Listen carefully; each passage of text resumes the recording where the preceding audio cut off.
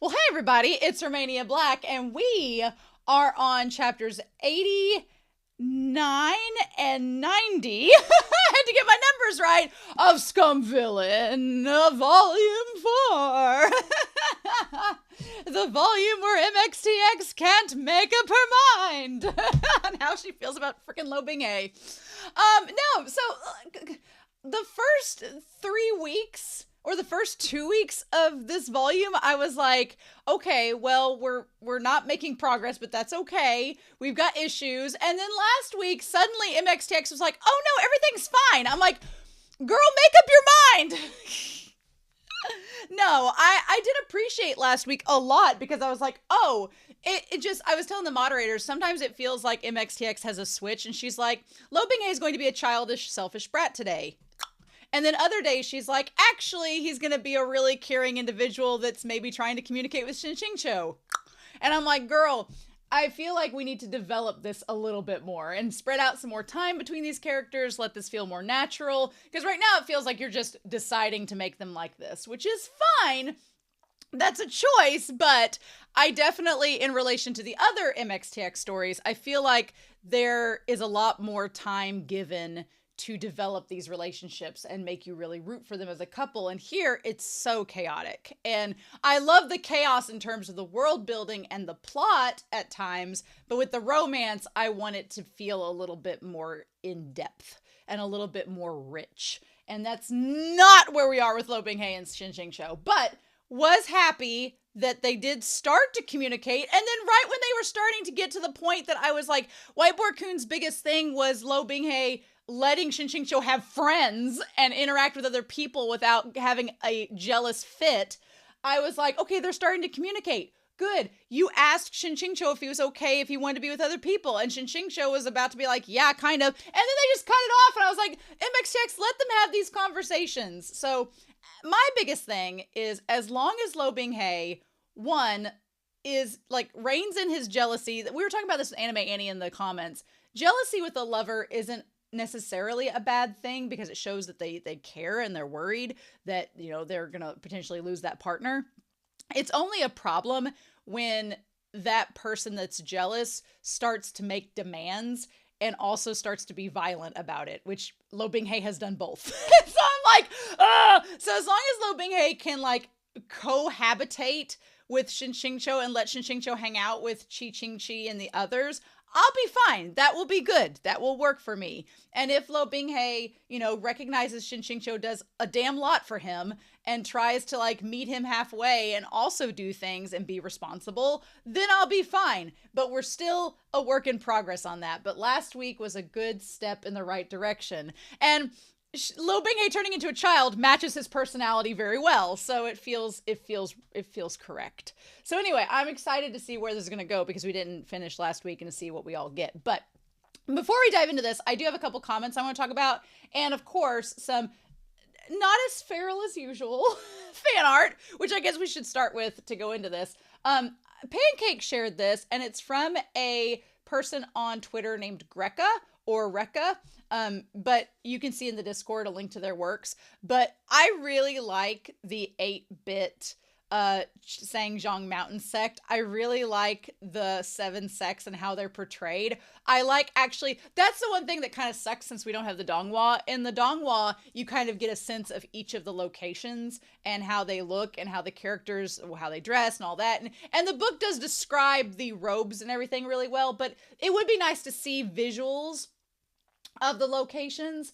And I feel that in respect with the fan art, this does a really good job of showing like what Qijing Peak looks like, what Qiding Peak looks like, what Xinchao, Anding, we see it, we see Shanshu, we see Wanzhan, we see Baizan. Like, I really like the 8-bit versions of that and all the waterfalls and everything. It's really super cute. I also really liked this illustration of the sun and moon dew mushroom and how the incubation period works with the body of like Shen QingQiu there and the 5-year incubation period. I thought it's creepy. It's cool. I like it. I also liked that depending on choose your own adventure, if you want to do Proud Immortal Demon Way or Scum Villain Self-Saving System, you get to choose who the protagonist is, which is really fun. My favorite color is green, so of course y'all know. I also thought this was really interesting, which was this fan art that was shared of this little acrylic that it was Shen QingQiu at the grave for Luo Binghe, and he's sad and everything because he's like, what have I done? What's going on? He's going to come back and kill me. And meanwhile, we have Luo Binghe down there in the abyss, fighting his way through all of these demons. That is one thing that I do regret and am kind of disappointed with in the story as a whole, because I don't think we're ever going to get any more out of it now that we're so far past it. I wanted to get more about the abyss, and I get that it's very straightforward. It's like, it's hell. I get that. But in MXTX's future stories, the hell is expanded upon, and it's talked about. The only exception is within Modao Zushi, there's parts of it that are not, that are kind of left to our imagination, but it is described in great detail so that you kind of know what you're getting into. And I feel like in the other two stories, it is elaborated upon in a way that's satisfying. And here, it's one of the elements that I'm like, oh, I wanted to know more about the Abyss and about Luo Binghe's struggle and all of this, and or how it was in the OG version. And they just kind of gloss over it, and it's like, yeah, that's cool, but I would like to know more. And so I feel like the fandom has had to expand upon it. And I wanted to talk about this too, because there's been lots of comments being like, well, the fandom expands upon this. And I'm like, but the fandom's not MXTX. And so I feel like because this story has so much potential and so many options of what can happen, but MXTX doesn't expand on them, that the fandom takes it upon themselves to do so. And I think that's awesome. I love fan fiction. I think that's a great choice. The issue I have is that it sometimes feels, not necessarily in the comments, but kind of, that some of the fan creations are kind of taken as canon. And I'm like, but they're not. So I feel like sometimes the fandom, their perceptions of characters can get warped by what the fandom creates as opposed to what the main author creates. And I've seen that in other series, like in Haikyuu, for example. I feel like some characters in Haikyuu have kind of been mischaracterized by the fandom enough that the fandom accepts it as fact. So then when I go back and look at the art, I'm like, well, that's not really how they are in the story though. And then it's like, but this and this, and you're like, okay. So I've seen that happen, and I do have to step back and go, okay, well, looking at just the text, not the fandom's interpretation, but just what is given to us on the page, what do we do with that, right? So, but death of the author is a real thing, even though MXTX is alive and well. So I just thought that was interesting. I wish we'd gotten more with the Abyss. And then finally, this double spread here.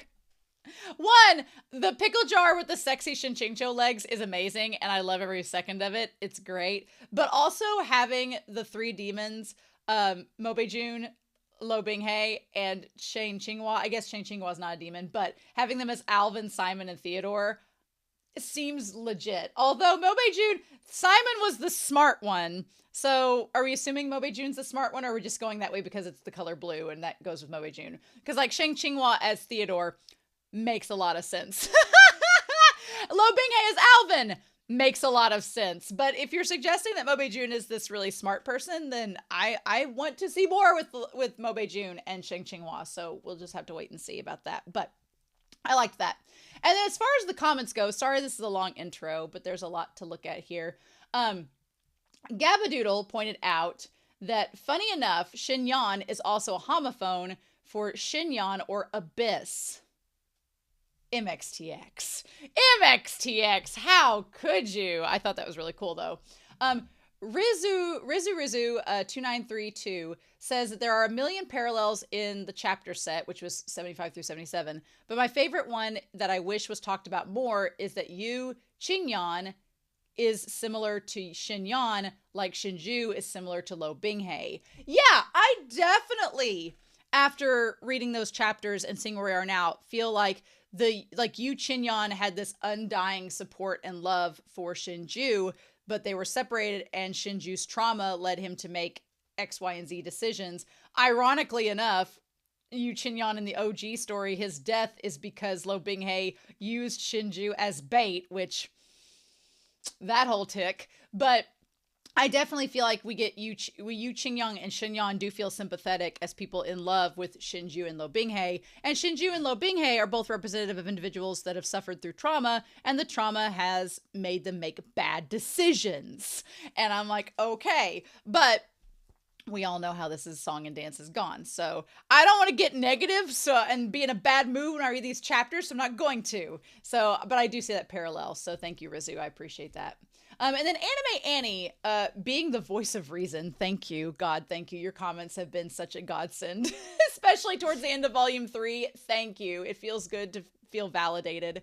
But I do want to point out some things that they talked about in their comments. One, they say, all I can think of when Shen QingQiu internally complained about the juxtaposition between how Luo Binghe looks and acts before the cultivators in comparison to how he looked and acted the previous night with his Shizun is that Shen QingQiu is exactly the same. He adopted a real, confident air when he first portrayed as Shen QingQiu, yet internally he was freaking out over the smallest of things and cursing out the author continuously. And I do think that. Yeah, I think a lot of the fandom might be like, well, Shen QingQiu is exactly the same as Luo Binghe. And I will agree with that. Like Anime Annie says, Shen QingQiu is the same. He puts on a front as one thing and acts completely internally as another thing. What I will say is, I think it is more socially acceptable and better of how Shen QingQiu acts. Like if you internally are like grumble, grumble, grumble, but on the outside you're like, I'm a nice, congenial person. That is better than being like, oh, I'm just a little innocent lamb, but I'm going to be an asshole to you on the outside. Shen QingQiu, definitely a better option than the way that Luo Binghe is presented. But I definitely see the comparison. Absolutely.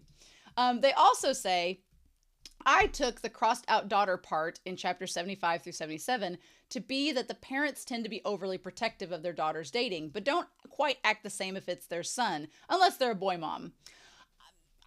From personal experience, I can agree with that to an extent. I don't think there should be a difference, but I have seen it that way.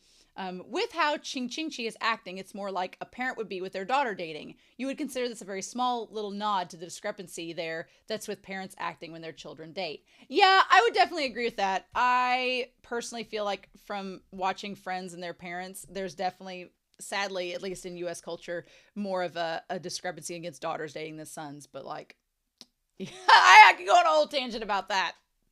And then finally, with chapters 78 and 79, the reaction to the reveal of Qingqi was very good. Now I feel safe saying that the ge part of Chige, I believe, is not the ge as in Liu Qingge's name, but instead a shortened form of Gege, and therefore denoting that Chige is Shinju's older brother, as it were. In this case, brotherly bond rather than a familiar relation. That makes a lot more sense. I could see why you couldn't say that because of spoilers at the time, but that makes a lot more sense. So thank you for clearing that up. I can't remember if we've told the age of Liu Qingge and Shen QingQiu to know if the latter calls the former Shidi because Liu Qingge is younger than him, or just calls him that because he entered the sect after Shen QingQiu. That was another thing. I mean, the last chapter 85, or 86 rather, chapter 86, the fortune teller makes the illusion that Liu Qingge is younger than Shen QingQiu, so that kind of is solidified there. But prior to that, I didn't know either if it was whether Liu had been accepted after Shen QingQiu or if he was actually younger. And if, you know, Elle from Death Note has taught me that you need concrete evidence sometimes, not conjecture. So I wasn't sure about that. But thank you so much, Anime Annie, for those comments. I really appreciate it. So yeah, I've talked for nearly 15 minutes. I think we need to start this next chapter set. When we last left off, Luo Binghe was still a child, and Shen QingQiu was trying to figure out what to do about that. But meanwhile, they had this meeting, and they were rounding up all of the copies of The Regret of Chunshan and this apparently song of Bingqiu that has come out. And Shen QingQiu was like, what? So, all I want is some Shang Qinghua and Shen QingQiu conversations. They're some of my favorite things about this series, and I live for them every time they happen. So give me those, series. But thank you all so much for watching. I hope you enjoy this reaction. My throat is a teeny bit scratchy. I yelled in a reaction a few episodes ago for another series, so that's why. But we should be fine overall. Hey y'all, quick disclaimer. Before you watch this video, I do want to let you know that I was not in a good place reading this during the reaction, and the chapters made me very upset and angry. So if you don't want to see me crying, screaming, or being very mad, I would just skip to the discussion portion. And when you see Whiteboard Coon again, you'll know when that is, and just Just pay no attention to the rest of that. So hope you enjoy the discussion. We're not going to waste any more time. And we are going to dive right into Scum Villain Self-Saving System, chapters 89 and 90.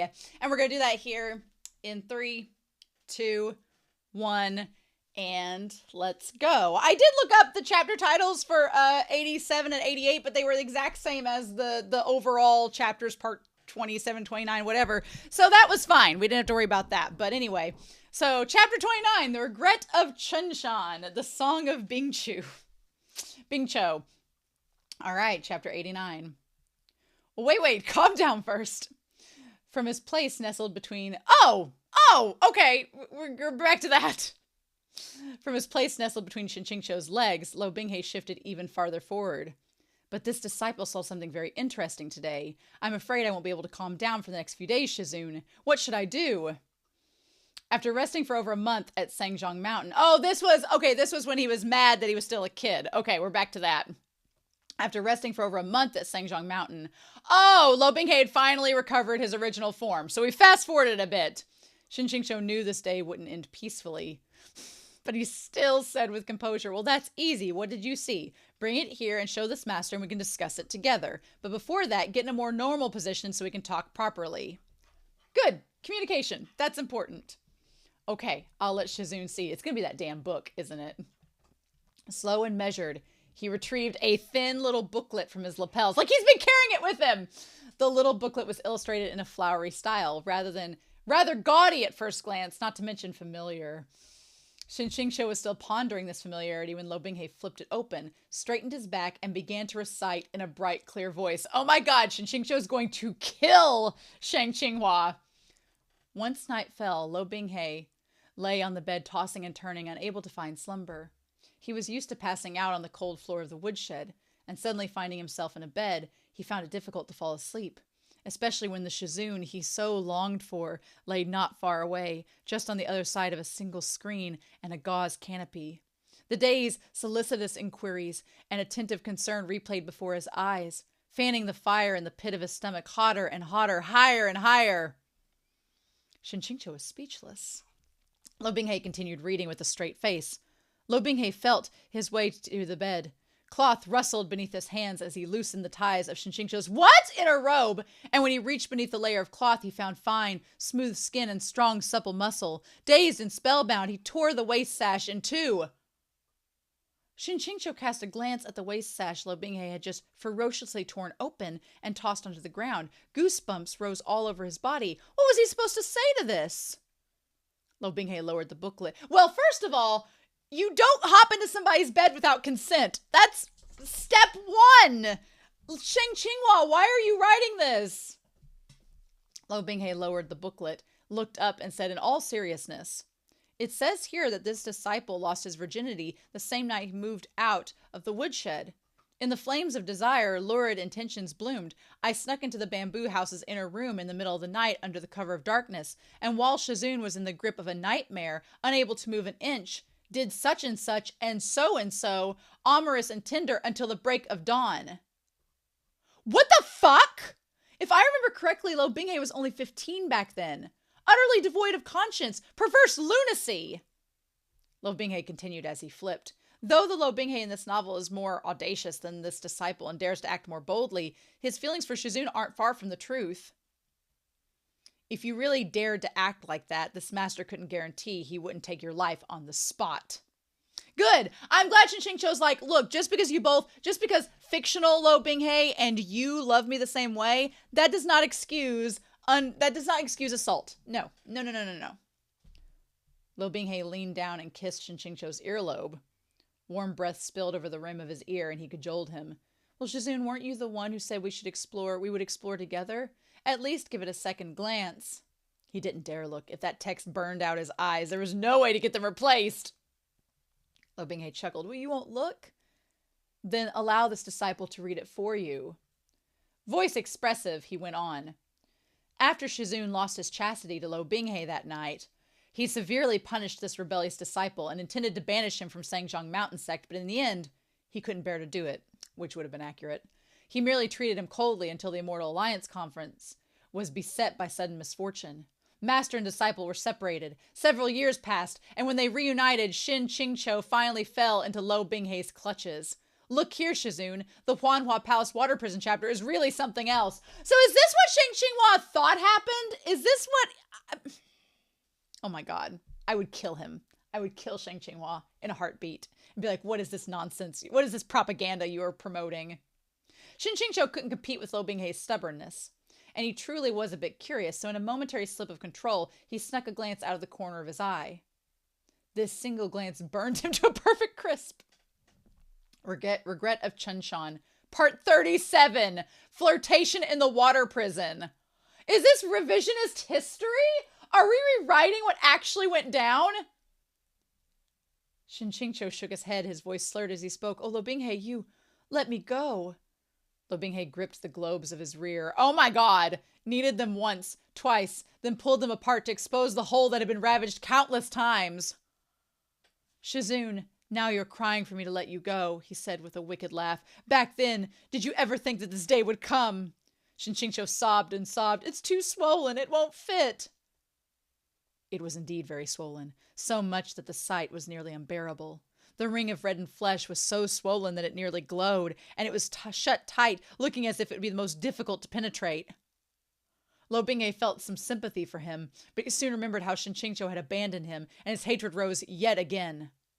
Cold and merciless, he plunged inside once more, but before he got even halfway, he found further progress difficult, and for a while the inflamed entrance was warmer and slicker than usual. It was also narrower and tighter. Tears rolled down Shen QingQiu's face like raindrops on flower petals, his breath hitching in gasps as pain blossomed along with the sudden and forceful intrusion of that cock. But his hands were tied, and even as he twisted and struggled in vain, he was unable to escape. Shen QingQiu couldn't speak. Holy shit, what the motherfucker is this? Who the fuck was this guy crying like raindrops on flower petals? And who was Mr. Tall, Dark, and Deadly? I agree. I'm like, this paints Luo Binghe as a rapist, is what it does. That entire, I'm like, Shen QingQiu, you are portraying Luo Binghe as someone assaulting Shen QingQiu because you want revenge for how he treated you. Absolutely not. The one who cried the most every time they got in bed was Luo Binghe, okay? He looked at the author's name, Sleeping Willow Flower. The name alone made him sound like some sort of scoundrel. He had to be the same sort of person as airplane shooting towards the sky. After Luo Binghe finished reading, he said, as for this disciple, he could never have forced you like this. If Shizun merely furrowed his brow, this disciple wouldn't have been able to continue.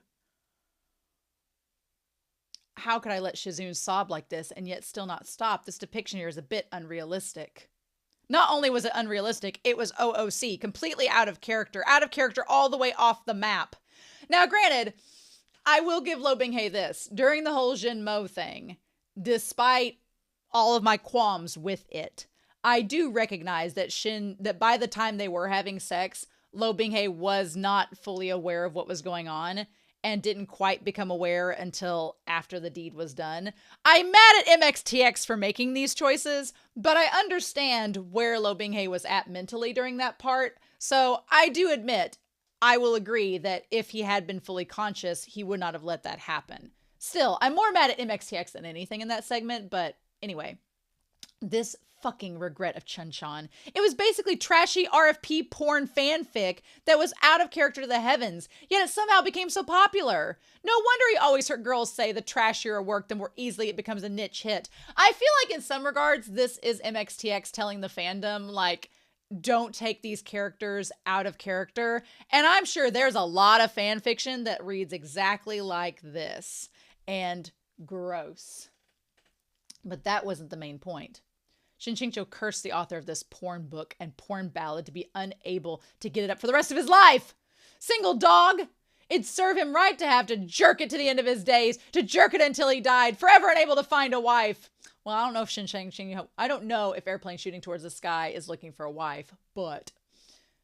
Why is Shizun's face going all red and white? Asked Luo Binghe. The later parts are even more tempestuous and thrilling. They're worthy of both cheers and applause. In truth, I revered Shizun's body like a holy object in those 5 years and never dared to sully it in the slightest. But this is just a little booklet circulating in the streets. It can't hurt to read and laugh at such fantastical takes. I don't know. I don't agree about reading it and going, ha ha ha. I don't like that at all. Shen QingQiu eyed the title of this part. Regret of Chenshan, part 47. 5 years of empathy, of empty waiting. His balls were going to shatter all over the ground. No. This title? He wouldn't even get near enough to pass the gates into this brave new world. It didn't need to be this kinky, did it? But reality would prove that Shen QingQiu had underestimated the depths of the author of Regret of Chenshan that they were willing to plumb. The candlelight flickered. Even if Shen QingQiu was insensate. His brows were dark and lips were red. His entire person dyed with a flush of spring. Luo Binghe looped Shen QingQiu's nerveless arms around his neck before he went to kiss him, to make it look as if Shen QingQiu had woken up and was hooking his arms around Luo Binghe's neck to return the kiss. Oh, is this with the corpse? The curtains hung to the floor, swaying without a breeze amidst the desperate entanglement. Tousled clothes rustled to the ground. Luo Binghe's low, gasping breaths could be heard from beneath the swaying gauze. Shen QingQiu splayed lifelessly on top of Luo Binghe, locked within Luo Binghe's embrace by the firm grip of his arms. 2 pearls on his chest were sucked until they were swollen and scarlet red. Like a pair of small, ripe fruits, his rear was covered with green and purple handprints. The hole that had been fucked until it was a luscious red, still gently clasping the half-hard cock within it, a mess of liquid shining between his thighs. Shen QingQiu was going to cry. This wasn't even out of the question. This was practically a challenge to basic values and the limits of morality. And he'd heard impreg novels were very popular on the green JJ heavens. Protect me, please don't let Regret of Chenshan have a pregnancy arc too, thank you! As the pages slipped by, he was yet to be struck by lightning from the heavens. Regret of Chenshan, part 55. Heavens, heavenly demons, nefarious blood. They are pressed chest to chest. Luo Binghe could feel the tender, supple skin of the person in his arms. It was moist and glowing as they soaked in the mountain spring. Without a word, he embraced Shen QingQiu and leaned down to kiss him deeply, sometimes biting his lips and lightly tugging, sometimes plunging his tongue inside to brashly tangle with his. Though Shen QingQiu was unwilling, the heavenly demon's blood stirred within his stomach, and his entire body went weak. In addition, he was being kissed until he couldn't breathe, his chest rising up and down at uneven intervals, and as his nipples brushed against Luo Binghe's muscles, they slowly hardened. Without his notice, his legs had been pried open, and Luo Binghe plunged inside. Though they had been entangled from dusk until dawn for a while now, and Shen QingQiu had grown used to Luo Binghe's enormous length, this sudden intrusion was still extremely uncomfortable, especially as, when that fleshy member speared his open inner walls, warm spring water poured in along with it, and his entrance drank more than a little bit of the liquid. The legs hanging from both sides of Luo Binghe's waist squeezed him tight, and his insides fluttered as well. Luo Binghe was only thrilled at how that little hole squeezed and sucked him in. Roughly kneading Shen QingQiu's bottom to make him relax, he adjusted his position. Not long afterward, Shen QingQiu caught his breath and scolded him through tears. Get out! Luo Binghe smiled. Shizun chides me so, but his body seems to disagree. That is called sexual assault, and I'm glad this is Shen QingQiu, and I want to strangle him.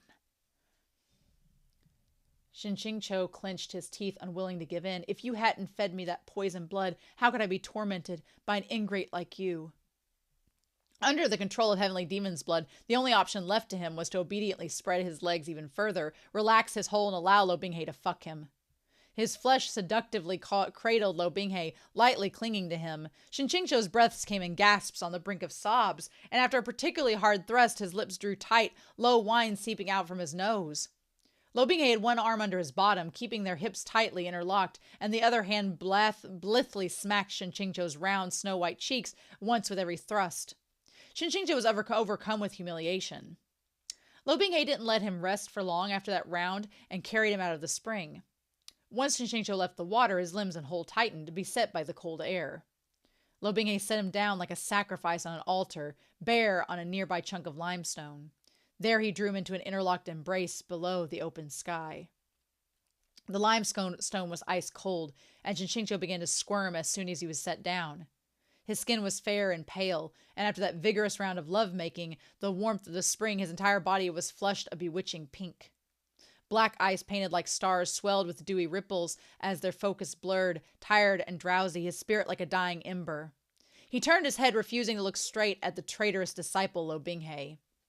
Luo Binghe slotted himself between his legs, slinging those pale calves over his shoulder, and sank his cock inside. Then began to thrust at an unhurried pace. Oh my God!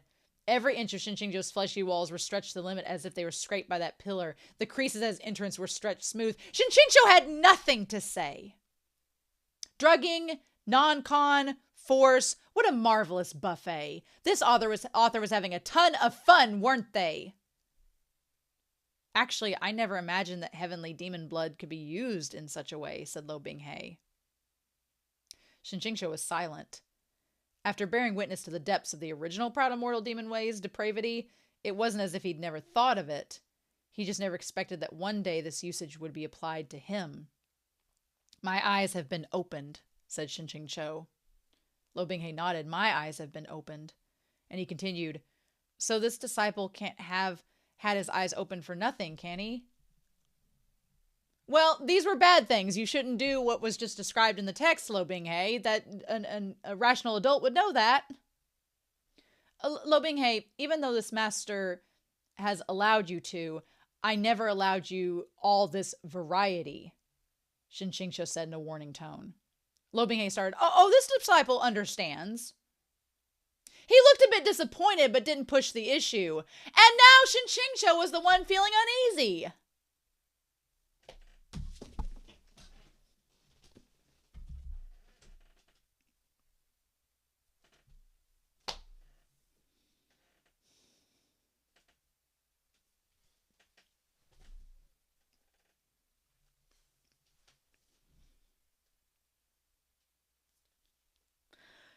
Series, don't do this.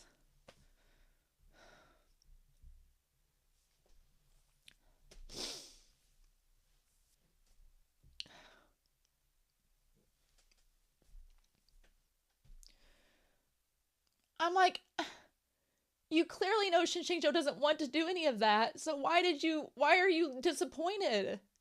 And why are you making Shen QingQiu feel guilty? That's just not healthy. Luo Binghe had never made any requests of him when it came to these matters. Because of his lackluster skill, he was always cautious in the extreme, and he even somewhat capitulated to Shen QingQiu. Now he finally had acquired some instructional materials that are awful and found a bit of self-confidence, but you shouldn't do that. Hoping to try them out together, only for Shen QingQiu to toss a basin of cold water over his head. But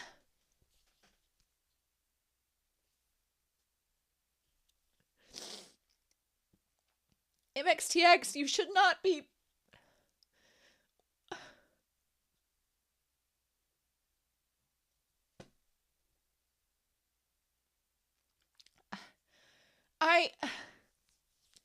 I think the conversation first needs to be had that all the things like the drugging, the non-con, all that, those are very bad things. And you should, and I think Shen QingQiu should be like, you shouldn't want to do those things, Luo Binghe. Those aren't good. But instead, it's like MXTX is saying like, well, because he's asking nicely, it's like, that's not the same. And why should Shen QingQiu feel so bad about it?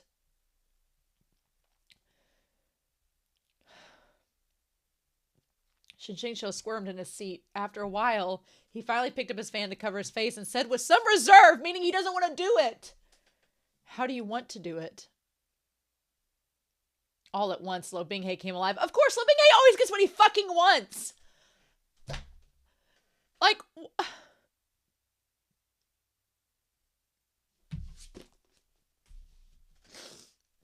like a flower blooming in the warmth of spring. Shen QingQiu inwardly was pleased by this. That is definitely how we disappear. That's definitely how I don't relate to Shen QingQiu at all. I can't. And he told himself he might as well forsake his poor face and play along. I would have fucking left Luo Binghe. I I don't know. I'm trying so hard, but I would never be in a relationship with someone like him. I could not. Mm-mm. Not like this. They'd already done it either way, so what did he need to face for? Why does he need to have standards? Why does anything need to go the way Shen QingQiu wants? If Luo Binghe wants it, well, let's just give it to him. Just to be safe, he forced himself to pick up the regret of Shen and flipped through it rapidly, even as a vein jumped in his forehead. But he didn't find any positions or techniques that seemed too illogical, and so he relaxed a little bit. Only to turn around and see Luo Binghe walking towards him, all smiles as he earnestly held up an even thicker booklet. Well, Shizun, why are you looking at that one? Shen QingQiu had no words. The cover of the book Luo Binghe was holding indicated it was a promising that it was the promising newcomer that held the honor of being a target of aggressive restriction, alongside Regret of Chenshan's Song of Bingqiu. Its author was listed as the Three Holy Mothers. So is it the nuns that are the author of this one? Bless.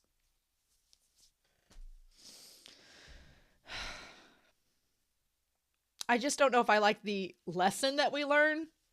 That, oh, these bad things that you should not want to pursue in a relationship. As long as... I mean, and I guess Shen QingQiu's fine with it, but it feels like he's guilt-tripped into it. And that's what's so frustrating. It feels like he is guilt-tripped into accepting it. And I know people will say it's consensual, but he's clearly disturbed by it. And how could you not be? And then when Luo Binghe is like, well, but I just thought we could do this. And when Shen QingQiu's like clearly not comfortable, he feels bad. Because, like,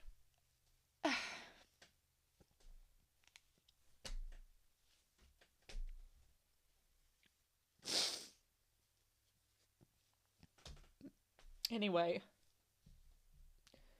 But let's go into even more, like at least in Modao Zushi, it was consensual and they both were on the same page. Here it feels like Shen QingQiu is having to conform to whatever Luo Binghe wants, because if he doesn't, Luo Binghe is gonna just pout, and that's so fucking stupid. I'm sorry. I just said wanted something better than this. This one has even more to teach, and it's far more detailed than Luo Binghe. It doesn't take long to get the hang of putting it into practice either. This disciple brewed a jar of flower wine according to, he didn't even talk to Shen QingQiu beforehand. He just went ahead and did things without even talking to his partner to see if he was even comfortable with it. It's like, he's like, well, I already did all the work, so are you going to tell me no? That's so...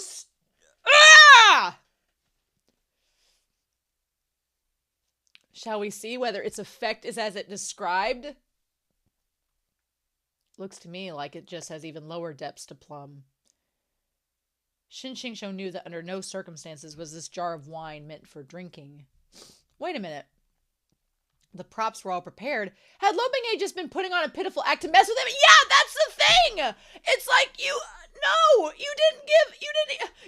even going to consider whether Shen QingQiu wanted to do it. You already had it planned. And if he said no, you were just gonna...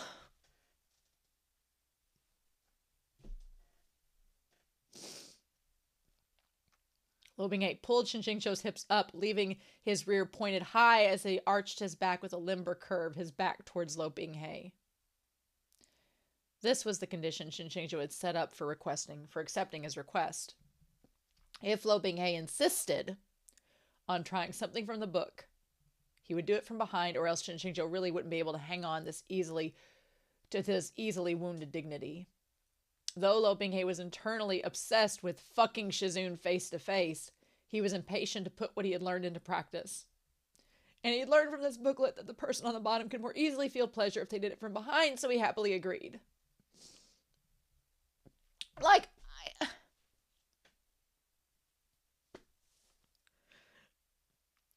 understand Luo Binghe, he loves Shen QingQiu, and he wants to make him happy, but there's just... The moment we start having communication, it just stops. And I feel like he does not consider, I think he just thinks, well, since Shen QingQiu's wishy-washy, that means I have to take the lead. And that's not how it should work. And it just makes me so sad because I don't want to root for them. I have had such high expectations for them as a couple. And since volume 3, it's just...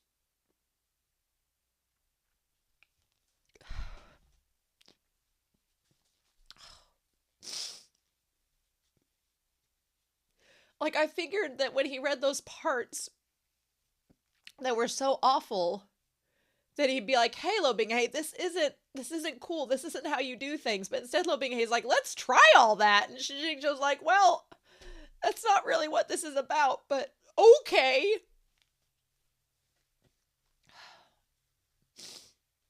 He picked up the jar of rare fine wine and pressed its long, skinny neck. Oh, so he's gonna push the jar of wine into his ass. Okay. Do I even want to read this? The neck of the jar was tapered so it easily entered, but the farther in it was pushed, the tighter his hold clung to it. Oh my god. I don't think that's healthy. I think you can get an infection from that. The chilly wine poured in, his insides clenched at the sensation. What? What? He could hear the gurgles of the wine as it poured into his intestines. And the swollen, drooping sensation in his abdomen was more and more obvious. Shen QingQiu couldn't help but say, that's enough. Guys, don't do this at home. Please don't.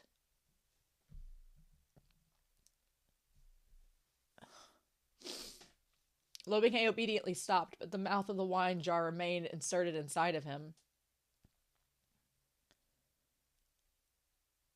This wine was refreshing at first blush, but its delayed effects were strong. Soon Shen QingQiu's insides began to burn fiery hot. Unable to relieve himself of this painful itching sensation, he shifted his arms to crawl forward slightly. This doesn't sound pleasurable, it sounds painful.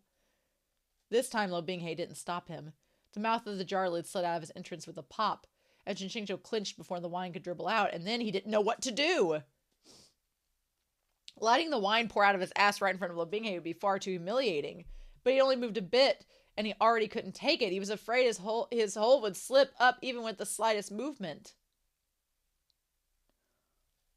Luo Binghe draped himself over Shen QingQiu, one hand playing with his pointed, pale red nipples as he gnawed on the smooth skin of his shoulder. His other arm lifted Shen QingQiu's sore, weakened hips, and as he lined up his cock, the hard, hot tip poked through threatening against his rear until he found that small hole and rubbed against it. I thought he was gonna, drink the wine out of his ass, which would have been gross anyway, but what's the point of the wine? What is the point of it? What is it doing? He did learn a lot from that damn little booklet. That's not a good thing! He couldn't take this teasing. His hands twisted in the sheets beneath him, and his sweat rose all over his body. As soon as his attention wandered for a second, he clenched shut. Interest was breached in one decisive thrust. He immediately went limp from waist to legs. His arms failed to support the weight of his upper body, and he sprawled all over the bed. The only good thing was that with Luo Binghe's considerable size, his entrance had been entirely plugged. The wine was sealed securely inside Shen QingQiu, unable to leak out. It still hurt having that thing thrust inside him all at once, but amidst the pain, something seemed to be different. The wine had lit his inside on fire, the feeling full and hot and wet. When Luo Binghe began to thrust, Shen QingQiu couldn't stop the liquid from spilling out, as his delicate flesh was pulled outward, dripping like a flowing nectar. The wet sounds that came with each movement made his entire face flush with embarrassment. A tingling sensation alongside an ache spread from deep inside his lower belly. That spot inside him thirsted to be rammed roughly against, to be fucked raw until it itched, but that flared head only brushed against the patch of tender flesh. Shen QingQiu's waist twisted in frustration, and he couldn't stop himself from pushing his hip back into the thrust. I mean, I don't know if it's enjoying it. It's just the fact that it hurts so much and he's itching. He's trying to relieve himself. That's not good. Luo Binghe missed none of his tiny movements. He paused, panting for breath, and continued joyfully. Oh, Shizun, does it feel good? Am I doing well?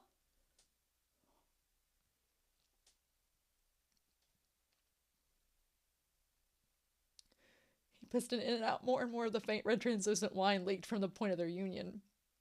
Liquid splashed between Shen QingQiu's fair thighs. Fine wine in his disciple's cock surged inside of him, raising waves. Shen QingQiu's knuckles went white as he clung to the blankets, and he clenched his eyes shut in anguish. He's not enjoying this.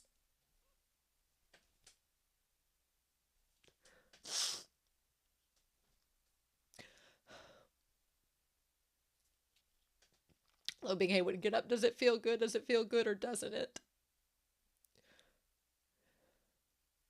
Shen QingQiu mumbled something. Luo Binghe couldn't make it out, so he leaned down to hear him, sending that thing between his legs even deeper inside. Shen QingQiu's tailbone ached with the stretch, and he gasped, "Face! Face!" The burn of the wine made Shen QingQiu red all over, as if his entire self had been steamed in liquor. Even his breath took on a refreshing flavor. Luo Binghe was tempted to lean in and kiss him at that angle, tongue searching inside his mouth, and found that even his saliva carried the heady fragrance of wine. "Shizun, do you want to see my face?" Shizun nodded imperceptibly. "You better be sure. It was on Shizun's request that we're doing it from behind. If you want to be face to face now, I'm afraid it won't be so easy to turn back." His low, hoarse voice puffed warm breath into Shen QingQiu's ear. Shen QingQiu's head spun, and he dazedly clenched his hole. Luo Binghe abruptly pulled out and roughly flipped him over onto the powerless position of lying face up. A pink flush clouded Shen QingQiu's pale cheeks. His eyes and the tips of his nose were especially red, and some tears hung from the end of his eyelashes. Luo Binghe kissed each of them one by one, the fingers of his one hand tenderly circling the outer rim of his entrance, and the other slid under his back to support him. He said lightly, "Oh, Shizun, look." He guided Shen QingQiu's chin. As soon as Shen QingQiu looked down, he saw the mess of wine and fluids at the base of his fair thighs. Between two plump mounds of flesh, a flower seemed to have bloomed, its red rings of petals swollen a little larger, leaving some entrance outturned as it twitched pitifully and dribbled white fluid. Shen QingQiu couldn't manage to speak, and he subconsciously lifted an arm to cover his eyes. Luo Binghe gave him a few comforting kisses on his cheek and then thrust in again. I'm like, dude, this isn't good for him.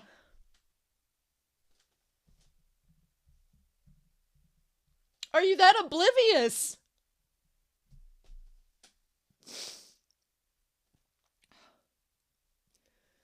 Again, it burned like fire.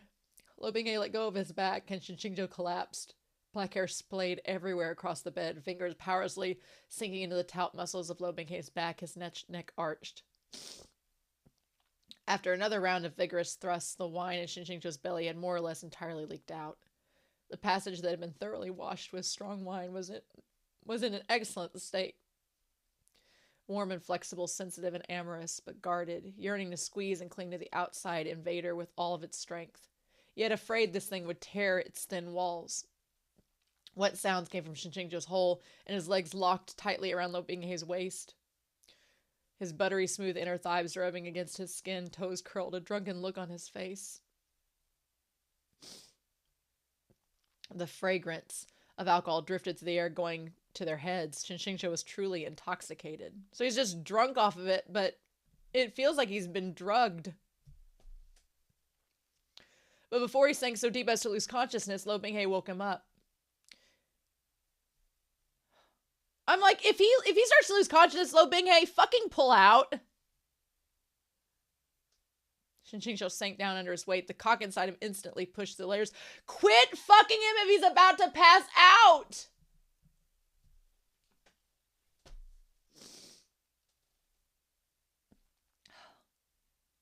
His heart was nearly thrust right up to his throat. Like what was piercing him in this instant was a honed sword, and he began to squirm desperately. But at that moment, he was entirely suspended in midair. However much he twisted, he could only further embed an invading object into his soul, making this traitor's disciple's length furiously grow in girth, stretching him until he began to retch. But the scariest part was yet to come. Luo Binghe began to walk. This is a nightmare. I hate every part of this. Every second of this, I hate it.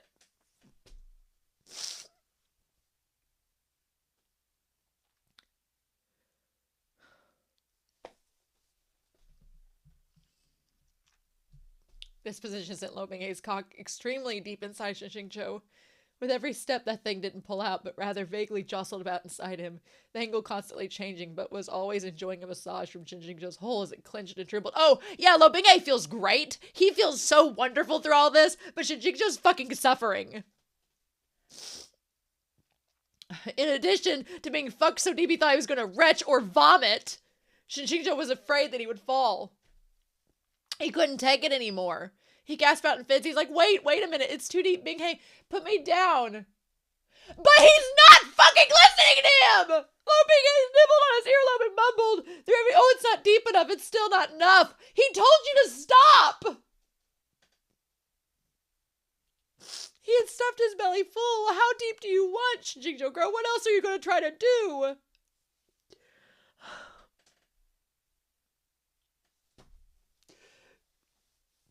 Having had his fill of fucking him while standing, Luo Binghe pressed him down on the table. Shen QingQiu's upper body was shoved against the top of the table, his arms twisted behind his back, as his legs trailed weakly to the floor. Like, every verb, everything is describing how much Shen QingQiu is not comfortable with this. But Luo Binghe keeps doing it because he's a fucking moron and doesn't realize he doesn't like it.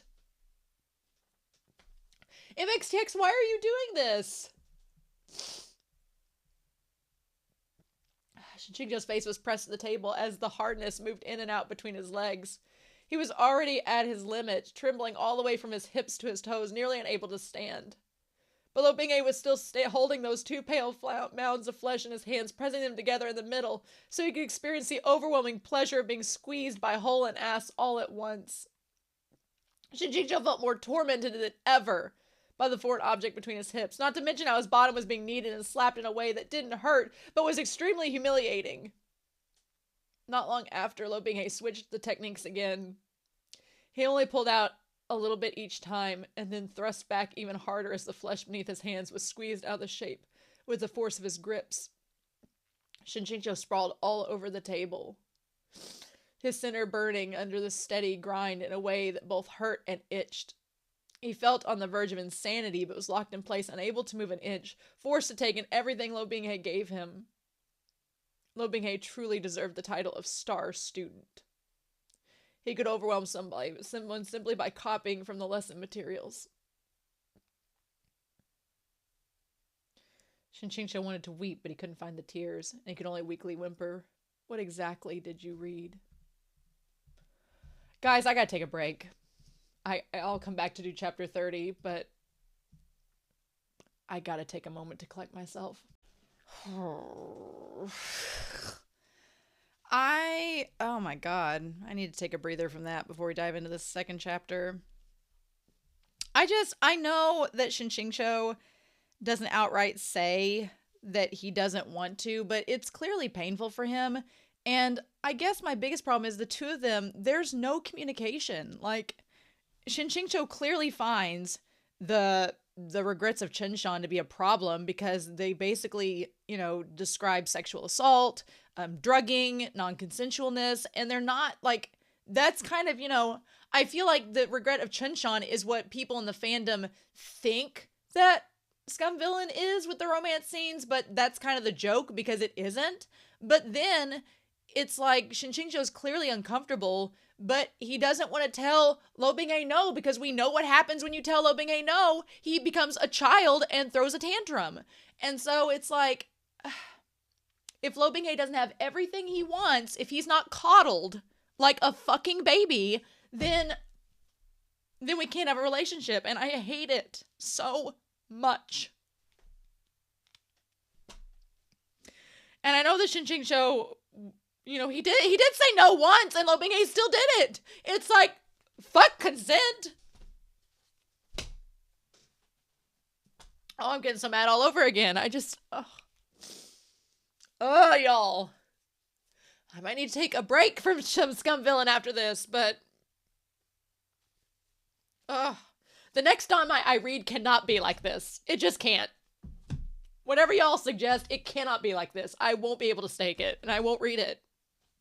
I'm too far in now, and I want to see how this story ends, and I want to see it get better, but how am I supposed to root for them? They're not a realistic or a healthy couple, because they're not communicating, so how am I supposed to, want them to be together. I can't. The next story cannot have a couple like them. This is not the type of romance I like. So please do not prescribe any couple that's like these two. And if there aren't any others like them, good. So, because I like Shen QingQiu too much, and I know I'm overreacting, and I'm being emotional, but it just makes me sad and mad. It's fine. It's not fine, but it is what it is. I wish I wasn't so mad. I wish I wasn't so upset. I wish these glasses wouldn't fog up. Because they keep fogging up and I keep cleaning them. And then they keep going back to the way they were. Okay. Oh. Chapter 30, chapter 90 is Honeymoon. Because these two should be married. These two that can't communicate more than 5 minutes in the series, they should be married. That's a clear, healthy decision. Oh my God. We're going to do this here in 3, 2, 1. I don't know how long the discussion is going to be on this one, guys. I really don't. After harboring the devil incarnate, Luo Binghe, for a dozen or so days, I wouldn't have put up with him. I would have been like, in other stories where there's longer between, I would have been like, we need to take some time off. You need to grow as a person. You need to like recognize how to, and I know Luo Binghe loves Shizun and he wants to attend to him, but it's one thing to say it and it's another thing to do it. Because you can say all day long, I love you and I'll do anything for you. But when push comes to shove, he's not doing it. And it's just driving me up a wall. I'm like, actions speak louder than words. And Shen QingQiu is bad in his own right because he's not communicating. But what these two need to do is they need to be separated for a while. They need to be separated. They need to go figure themselves out and then come back together. And the story's not doing that. MXTX is like, what if instead of letting them have distance and sort things out, we just put them in a padded room together? And I'm like, as much as I wanted that early in volume 3, I was kind of joking. And now it's like, no, we really need that. And I'm like, And if Shen QingQiu likes it, then if he likes it and we're supposed to treat him as an unreliable narrator, we need more to that, MXTX. We just need more to that. And I'm so thankful she does not make this mistake with her other 2 stories. I really am. If I had read this first, I don't think I would have read the other 2. If I'm being quite honest with y'all. Because I don't think I would have been like, I don't want to read this again. But it's the last one for now. And I doubt she'll go this route in the future with her other stories. So there's that at least. But after harboring the devil incarnate Luo Binghe for a dozen days or so, Xi Jinping's disciples finally couldn't take the harassment anymore, and they begged Shen QingQiu to take the person in question and lie low. Shizun, I hate Bison Peak, Ning Ying Ying whined. Hate, hate, hate. They're all such brutes. They've destroyed the mountain gates so many times already. Shizun, I didn't really tell them this time. This disciple swears. You have to believe me, Ming Fan complained tearfully. He nervously glanced at Luo Binghe. Why not let Liu Shidi out to spar with them a few times? After beating them up enough times, they'll no longer dare to harass Xi Jinping.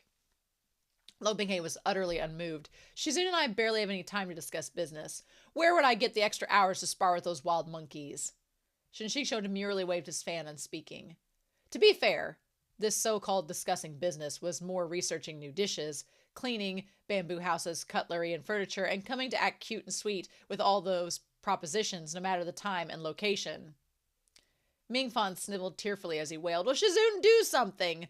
On Ding Peak is no longer willing to come fix our gates. Every time this disciple has to descend and ascend the mountains, traveling several hundred kilometers and spending out his own purse, his howling annoyed Shen QingQiu to no end. Ultimately, he finally and magnanimously did a great deed. Accompanied by Ming Fan's overflowing gratitude and Ning Yingying's reluctance to see them go, the great master left Xi Jinping. Hence, he was rather depressed. Shit, what the hell was this? So he left, okay. The great master left Xi Jinping. Okay, so maybe he's going to Bison to talk to them? Shit, what the hell was this? Shidi L had condoned his subordinates and minions, attack on Xizhong S's gates. And he hadn't even provided any compensation afterwards. Having suffered economic losses, Xizhang S. went to Shidi X's department to request an allocation of public funds, but Shidi X refused to approve it. Then Disciple M not only demonstrated zero selfless spirit with regards to contributing to the collective funds, he even kicked his own master off the mountain. Well, traitors, the lot of you! That said, Luo Binghe looked very happy. As long as he could cling to Shen QingQiu, anywhere they went was the same in his eyes. Plus, it was more in line with his desires to not have that group of eyesores hovering over them every day. That is the other thing. Like, I hate that Luo Binghe isn't letting Shen QingQiu hang out with people. It's so awful. Where should we go next? He said in delight, tugging on Shen QingQiu's arm. Like, Shen QingQiu has to, like, watch him like a baby all the time. It's so fucking annoying. Shen QingQiu glanced down at Luo Binghe's pose, at how he had encircled his arm with both of his own, and found it hard to look. He was really becoming more and more like a maiden. They looked exactly like two mushroom-picking little girls walking out the door hand in hand. Shen QingQiu was blasted by his own man-made landmine. He asked in response, well, do you have anywhere that you'd like to go?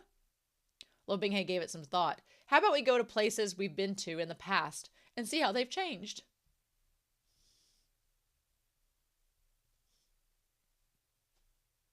Sorry.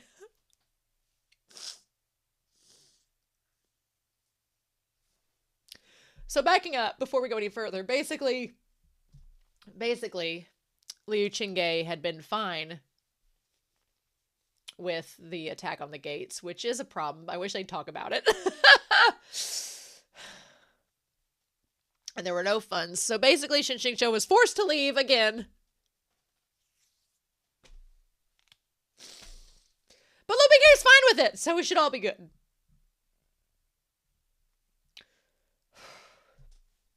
Therefore, the two arrived at the first stop following their eviction from Sangjiang Mountain, Shanghuohu City. Originally, Shen QingQiu had intended to go by sword, which would have let them arrive with an instant's time. But Luo Binghe seemed to have gotten some idea in his head and insisted they use a carriage. Using one was fine. Shen QingQiu didn't care either way. Who could have guessed that after they got on the carriage, Luo Binghe would use that shyly expectant expression that he thought he was hiding well to stare at him? Oh my god. Is all Luo Binghe want to do have sex? Is that all he's good for? Is that all he's planning to do in this story? The carriage interior wasn't very large, so Shen QingQiu had nowhere to run. He took that burning stare until his hair stood on end. Are you asking for car sex? Don't even think about it. This master absolutely won't agree. You really are a traitor.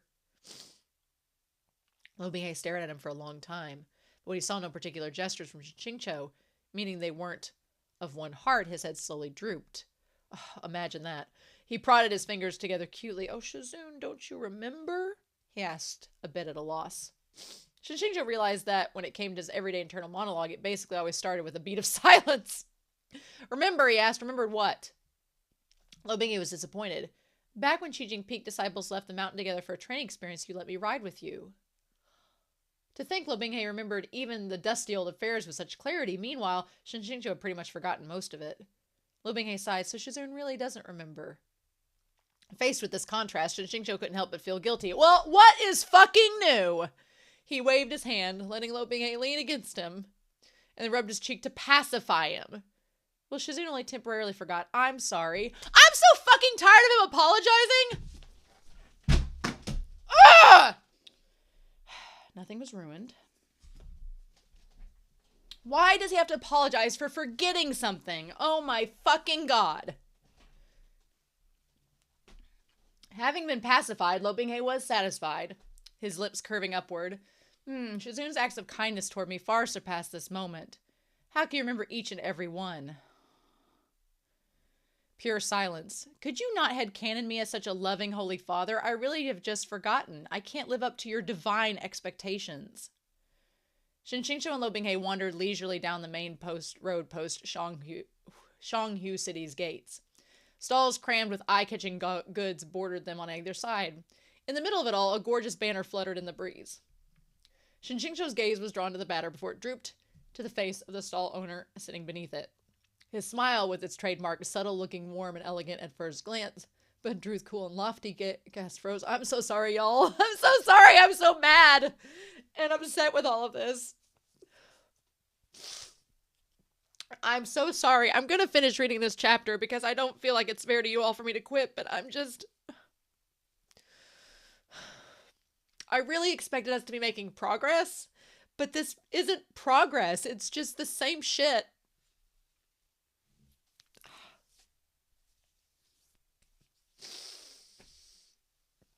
I'm going to start that over again. Shen QingQiu's gaze was drawn to the banner before it dropped to the face of the stall owner sitting beneath it. His smile, with its trademark subtle looking warm and elegant at first glance, but in truth cool and lofty cast, froze upon his lips. Luo Binghe was far too sharp. "What's wrong, Shizun?" he instantly asked. "An acquaintance?" Crowds thronged around the small table below the banner. It seemed to be a Zhangqiu fortune-teller's stall. Behind the table sat a beautiful and sultry woman, radiating 1,000 types of grace. With a toss of her fine hair and a lift of her lovely face, she met Shen QingQiu's eyes from a distance, and promptly looked like she'd swallowed a kilogram of arsenic. Who is it? But then her gaze turned and landed on the face of Luo Binghe, who stood beside her. Her love for the specific type of man first came above all else, and her eyes shone with sudden bright light. "Oh!" She took the initiative to greet him. "I trust that the immortal master has been well." Oh, so this was the woman in chapter 86 that did the fortune, right? "It's been a while since Shen QingQiu. The madam is even lovelier than she was when we last met." This beautiful woman was Madame Mayen. She waved away the enamored male customers by her table, clearing out a space for them while smiling delightedly. "The immortal master is radiant with a happiness today. So, did my words from our last meeting not all prove true?" Though she was certainly talking to Shen QingQiu, her eyes were turned in Luo Binghe's direction, and her flirtatious air was both enchanting and seductive, making her clear her true intentions. It had been a long time since Shen QingQiu recalled the fortune Madame Mayen had told him way back when, but the key words had been younger, illustrious status, outstanding talent, first-class beauty, often together, deeply in love. Shen QingQiu realized with a shock that every single one had been dead on. "This Shen deeply admires the madame's skill," he said. "However, it seems that back then you forgot to tell me the most important thing." She'd gone on, hyping it all up until it had practically been raining flowers, but she'd failed to say, "Shen QingQiu, your fated partner is a fucking man." Luo Binghe blinked a little and then smiled. "Shizun, your relationship with this madame seems quite intimate." Though he was smiling at these words, Shen QingQiu could feel a toothache coming on. Heaven forbid Shen QingQiu talk to anybody else but Luo Binghe, or Luo Binghe will threaten them. Oh my god. When he thought about it, Luo Binghe and Madame Mayen had originally been meant to be a pair of cheaters who engaged in countless one-night stands, but now they sat very properly opposite one another as they talked past the other, and the atmosphere was supremely uncomfortable. Indeed, it made for an extremely unsettling picture. Shen QingQiu gave a hollow laugh. "Oh, it's not intimate.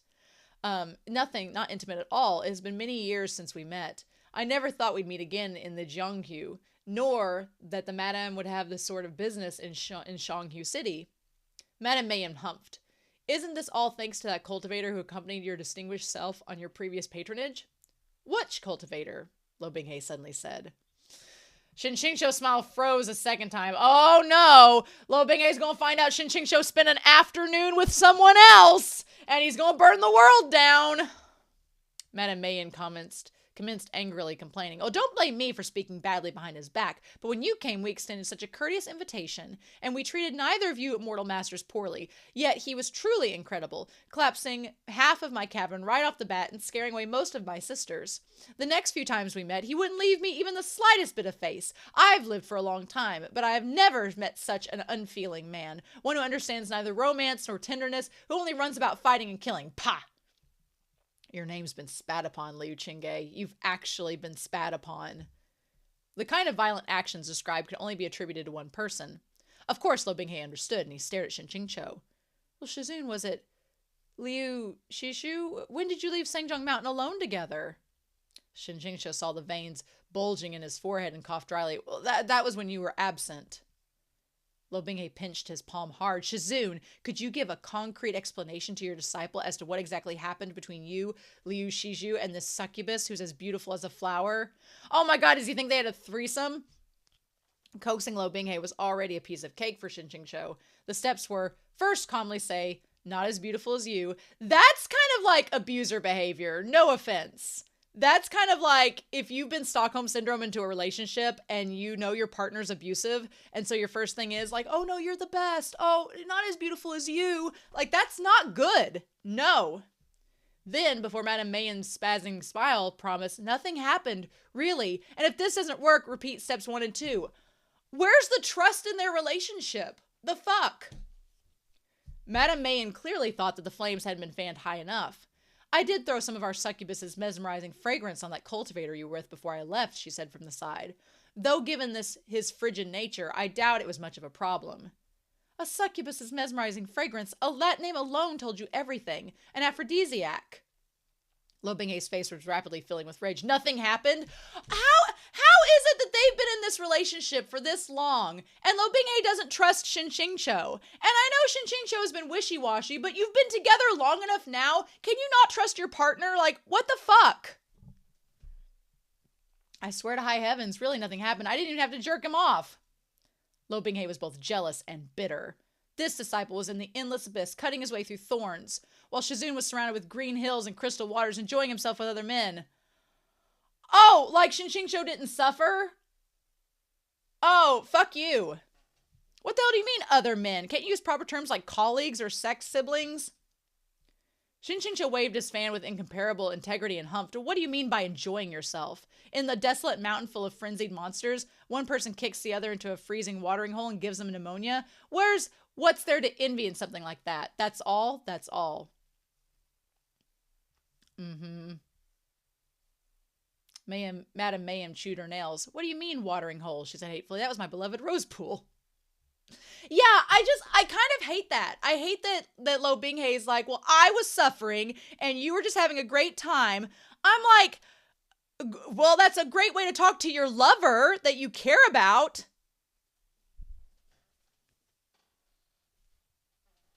Anyway, since they'd come to Shuanghu City, naturally they needed to look for something to do. For example, they'd at least eliminate some pests for civilians. After asking around, it turned out that Qin Manor was yet again experiencing strange incidents. I hate how mad this has made me. I really do. Damn it, son of a bitch.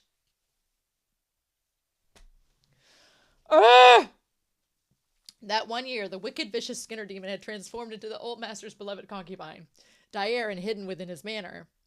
After they'd killed her, the room in the wing where she'd once lived had been the site of continuous disturbances. Every night there were wails and screams that sent all the residents into a panic. This had remained unresolved for years. Counselor Chen had already been approaching 70 years old. His hair was a snowy white, but his ambitions were the same as ever. Many years ago, for better or worse, the only lovely concubine clinging to him had been Dyer. But today, he had a girl on either side, and they made for a beautiful pair of matching wives. The Skinner demon who had lurked at his side in the past, oh, it's him, hadn't weakened his ardent passion for women in the slightest. Oh, okay, so it's this guy again. Okay, it's been a while. This old gentleman was already of advanced age, but his memory was by no means poor. When he saw Shen QingQiu, he even loudly called out to him, "Oh, Immortal Master Shen." Immortal Master Shen's lofty aloofness was the same as it had been last time around. He waited until old Master Chen was asked about the young master beside him. Sorry, guys. So sorry.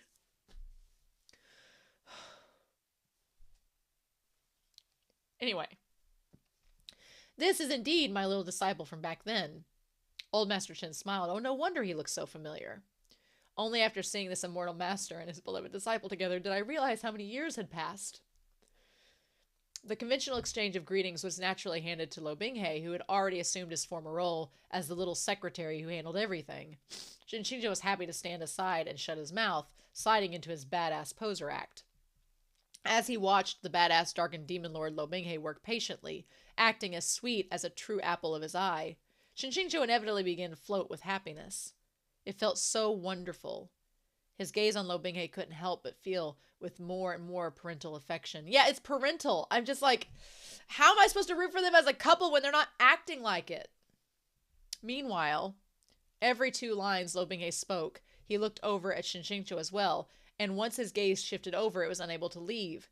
In this way, master and disciple spent a long period of time making eyes at each other before Shen QingQiu suddenly and finally snapped out of it. How immoral were they being? Like, I get if this is role play, but again, Luo Binghe is not acting like an adult. He's not acting like a good partner, and it's so frustrating because I thought we were getting somewhere last week, and then we've, like, again, regressed.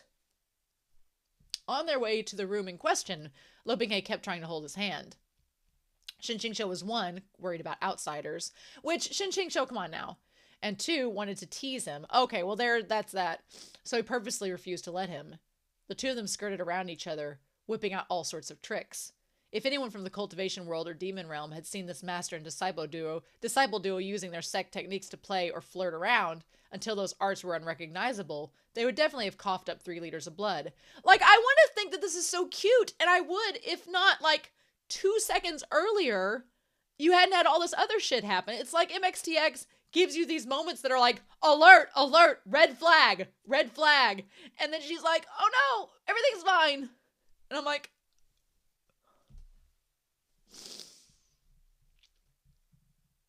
as no one dared to approach them, the room that was rumored to be haunted, it was naturally very quiet and peaceful. The courtyard was the same courtyard as it had been when they last saw it. It hadn't changed at all, except for the considerable amount of yin energy. When he saw that, at last there were no people around, which yin energy is more feminine, isn't it? Luo Binghe latched onto Shen QingQiu without delay. Rubbing against him as he held his waist from behind, his chin hooked over Shen QingQiu's shoulder.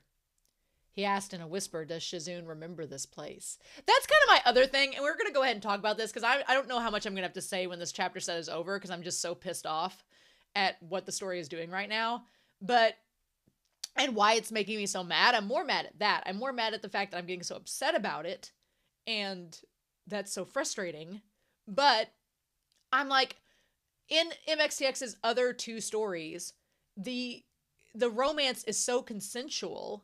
And like when characters, when they want to get down and get busy, they get down and get busy and they both want it. Here, it's like Shen QingQiu's trying to like do something, and then Luo Binghe's like dry humping and being like, don't you want to go? Don't you want to go? And I'm like, read the fucking room, Luo Binghe.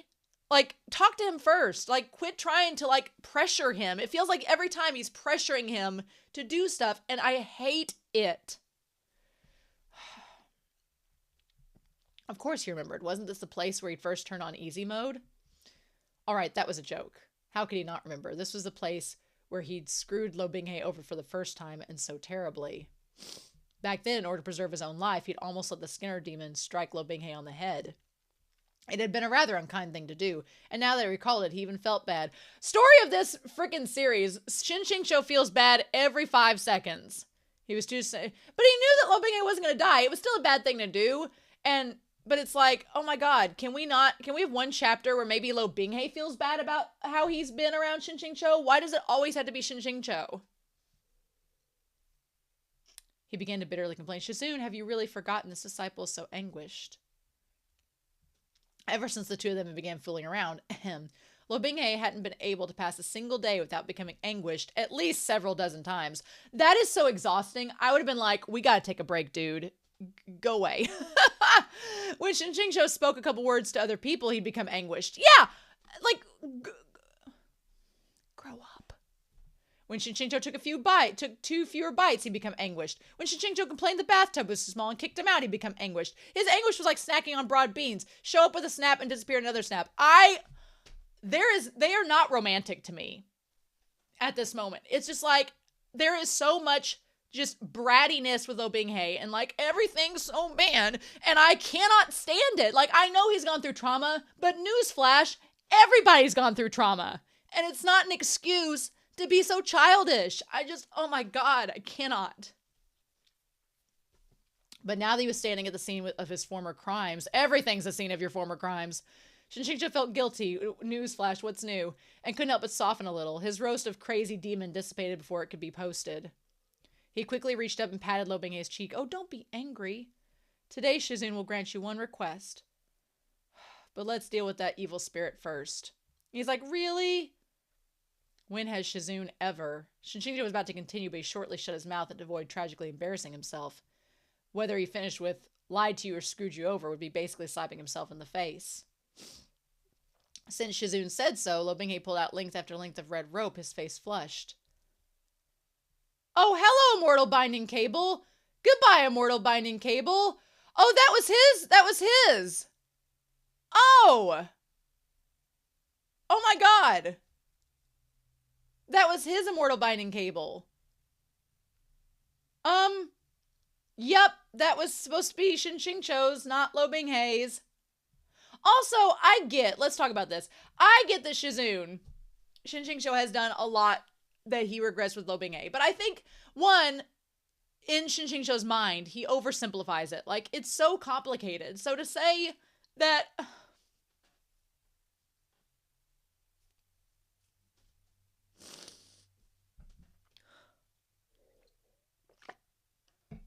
I'm sorry.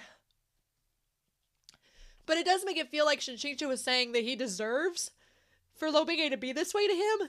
And I don't think that's true. And I think that's so sad that he feels that, yeah.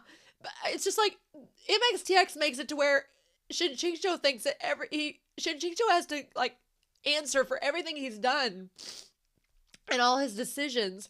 But Luo Binghe doesn't have to answer for anything. And he can act however he wants to, and he doesn't have any consequence. And the only reason is like, well, I suffered once in the past. And I'm like, and I know he didn't suffer once. I know that's a hyperbole, but it's just like, it is not equal. There is not communication. And, oh, it just drives me insane.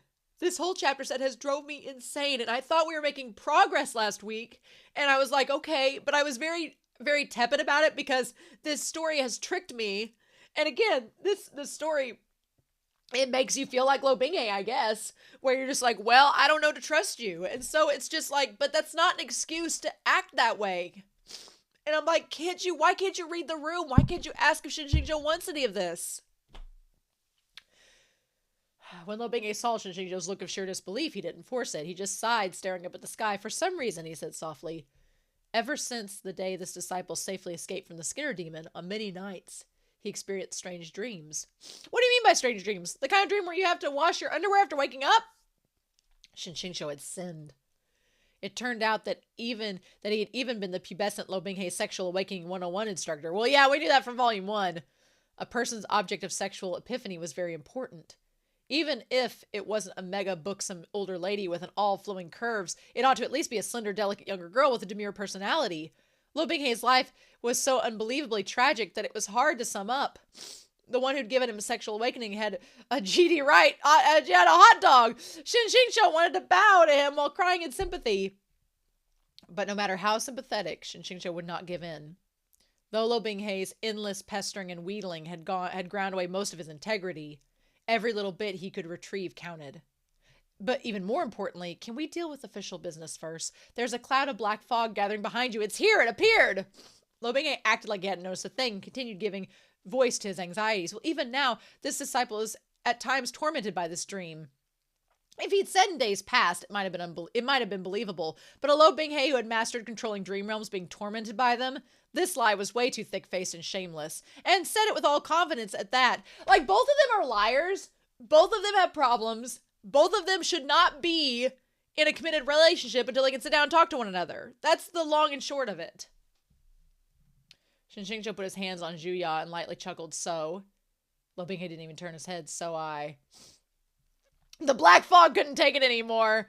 You fuckers, it's not all you both blind, can't you see me? The voice was very familiar, that of a dear friend. Daer, said Shen QingQiu. Don't Daer or Hua-er me. I'm me, the black fog snapped. I'm the Skinner demon who once struck fear into this city. Shen QingQiu was speechless. Was this really that insignificant monster that he'd killed with a slap during a beginner-level quest? So the rumored vengeful spirit had been this guy all along? In both life and death, they didn't forget to harass the residents of this manor. What a work ethic. The black fog forcefully spat out a mass of black smoke. Shen QingQiu guessed to them that this was the same as spitting out a mouthful of saliva. That you two adulterers dare to come fool around before me, completely unaware of your impending death, they snapped. Luo Binghe furrowed his brow. Shizun, should we just kill them or capture them for later interrogation? Shen QingQiu wanted to see just how stupid the black fog could get, so he raised his hand, signaling for Luo Binghe to stay still for a while. The black fog made a questioning sound and then drifted closer to Shen QingQiu. You look a bit familiar. Of course I look familiar. The culprit who murdered you is standing right before your eyes, and all you can do is doubtfully say, you look a bit familiar. How many years had passed? It had to have been at least 10. So under the powerful influence of easy mode, Dyer's IQ hadn't increased in the slightest, and their memory even declined quite a bit. Shen QingQiu coughed once and reminded them, this Shen is the Qijing Peak Lord. A silence, and then the black fog exploded. Shen QingQiu! So it was you! Then who is he? You know him too, Shen QingQiu said reluctantly. He was also at the scene at the time. After the black fog thought for a long while, understanding suddenly dawned on them. He's your little whelp of a disciple! Now that Dyer had finally remembered, they laughed madly without pause. Oh, Shen QingQiu, good and evil both received their due. Heaven enforces karma for all. To think you actually got by your own disciple, one other degenerate. Absolutely disgusting. I just knew that someone would come to exact heavenly justice. Shen QingQiu had no words. No, that's wrong. As a demon who's committed many evils and received its due retribution, which is to say dying in a single slap from someone exacting heavenly justice, a line like good and evil both receive their dues, heaven enforces karma for all, it doesn't really suit you, does it? As the black fog laughed and laughed, something strange happened. It was as if by a great wind that had blown by, scattering a mass of smoke, and the black fog gradually dissipated. Only a final black wisp remained, and it was still sighing in satisfaction. Retribution, retribution, Shen QingQiu, you finally met retribution. Serves you right. Now I can die without regrets. Had they become a Buddha? Ascended to heaven? Been exorcised? Their bar for dying without regrets was surely a bit low. No matter how troublesome Luo Binghe was, it wasn't to the point that he could be called retribution.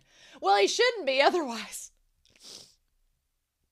I mean, Luo Binghe is so troublesome, and I would not have stuck around with him if it were me, but this is how Shen QingQiu and I are very different.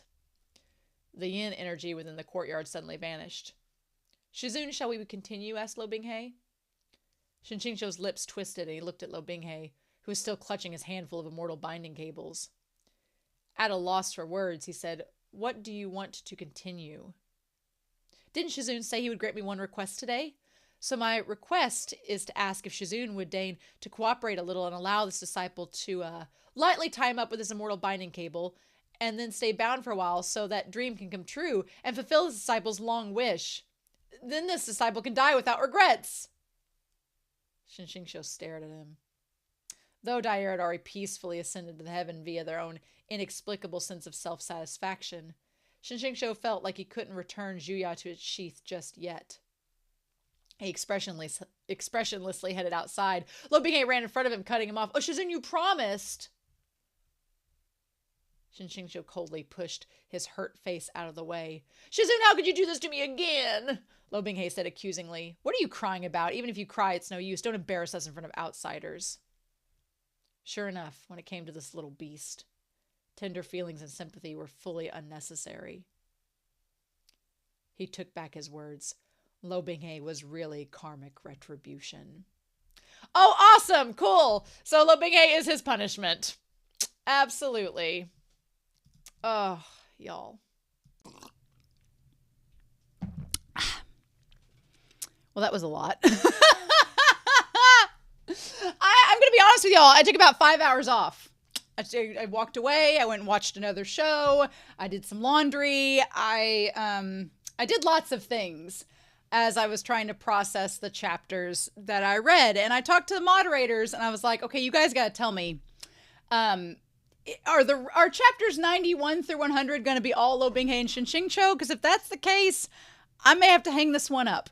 And they were like, oh no, they didn't say what the chapters in the future would be about, but they did say there were other characters that would be focused on in the extras. And I said, okay, I'm going to focus on those other characters because I need a break from these two.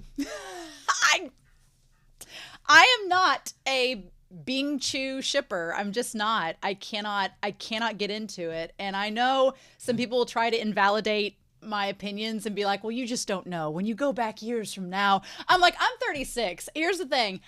Long gone are the days where I would be a meager 18-year-old and not fully be matured or have my brain developed enough to get everything. No, I get it, but I don't like it.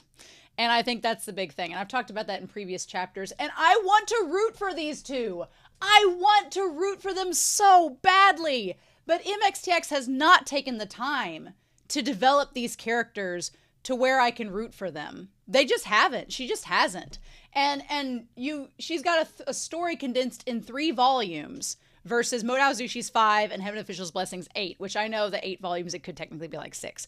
But still, there's so much fewer pages devoted to these two, and these extras are just, I was hoping that we would get like communication and development and all that, but it is very quickly becoming apparent that we are not going to get that.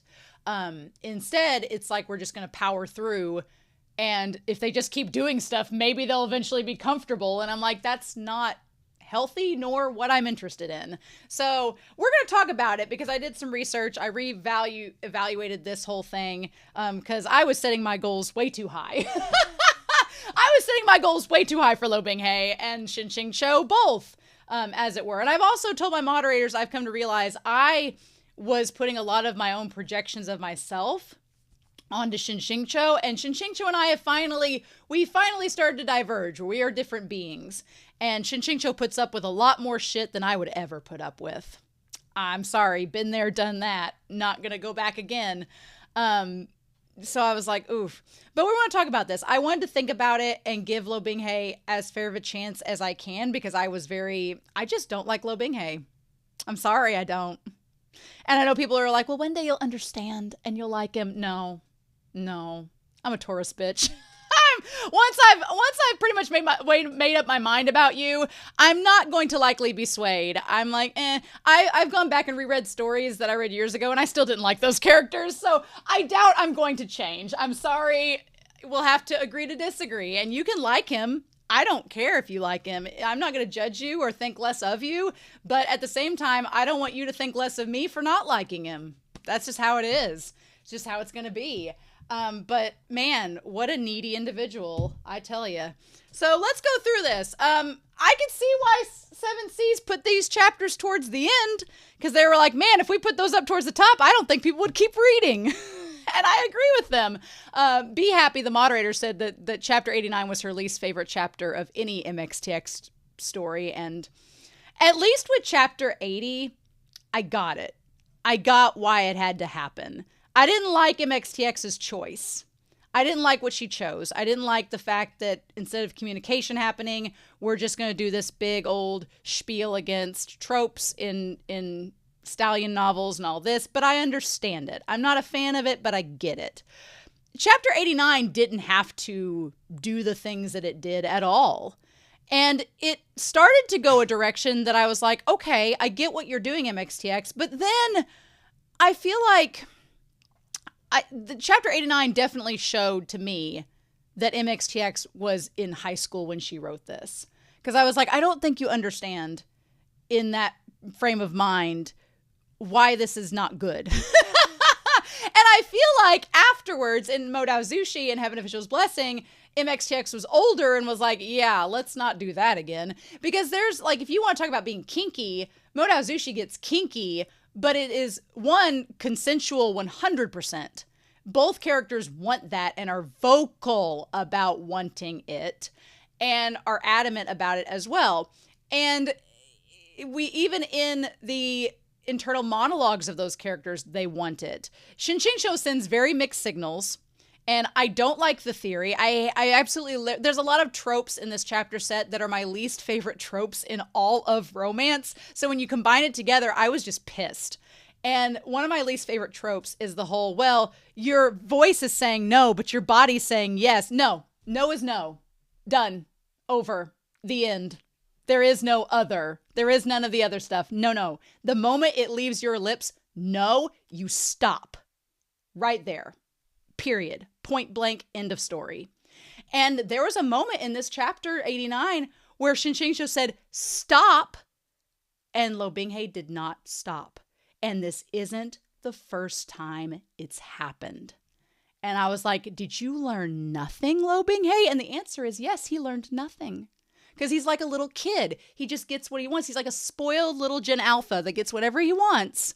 And Shen QingQiu, and that's the other thing too. It's like, I don't want to be that person that's like, there's an age gap, because there's not an age gap at this point, but there is a mental gap where it's like a maturity gap where Shen QingQiu is being the adult and Luo Binghe is acting like a child. And I cannot with that type of relationship. Nope. Bye. So let's go through this. Wine and rope. I guess we can mark off the binding rope item. That's taken care of, I suppose. I decided I wanted to back myself up with some kind of medical research. So I went to the Cleveland Health Organization. Good times. And I looked up the signs of a happy relationship. They listed 12. So I want to go through and list, we're going to start with number 12 and work our way up because I feel like that's important. So number 12 is that you're comfortable with each other even when you're not on. So, aka let the goblin mode commence.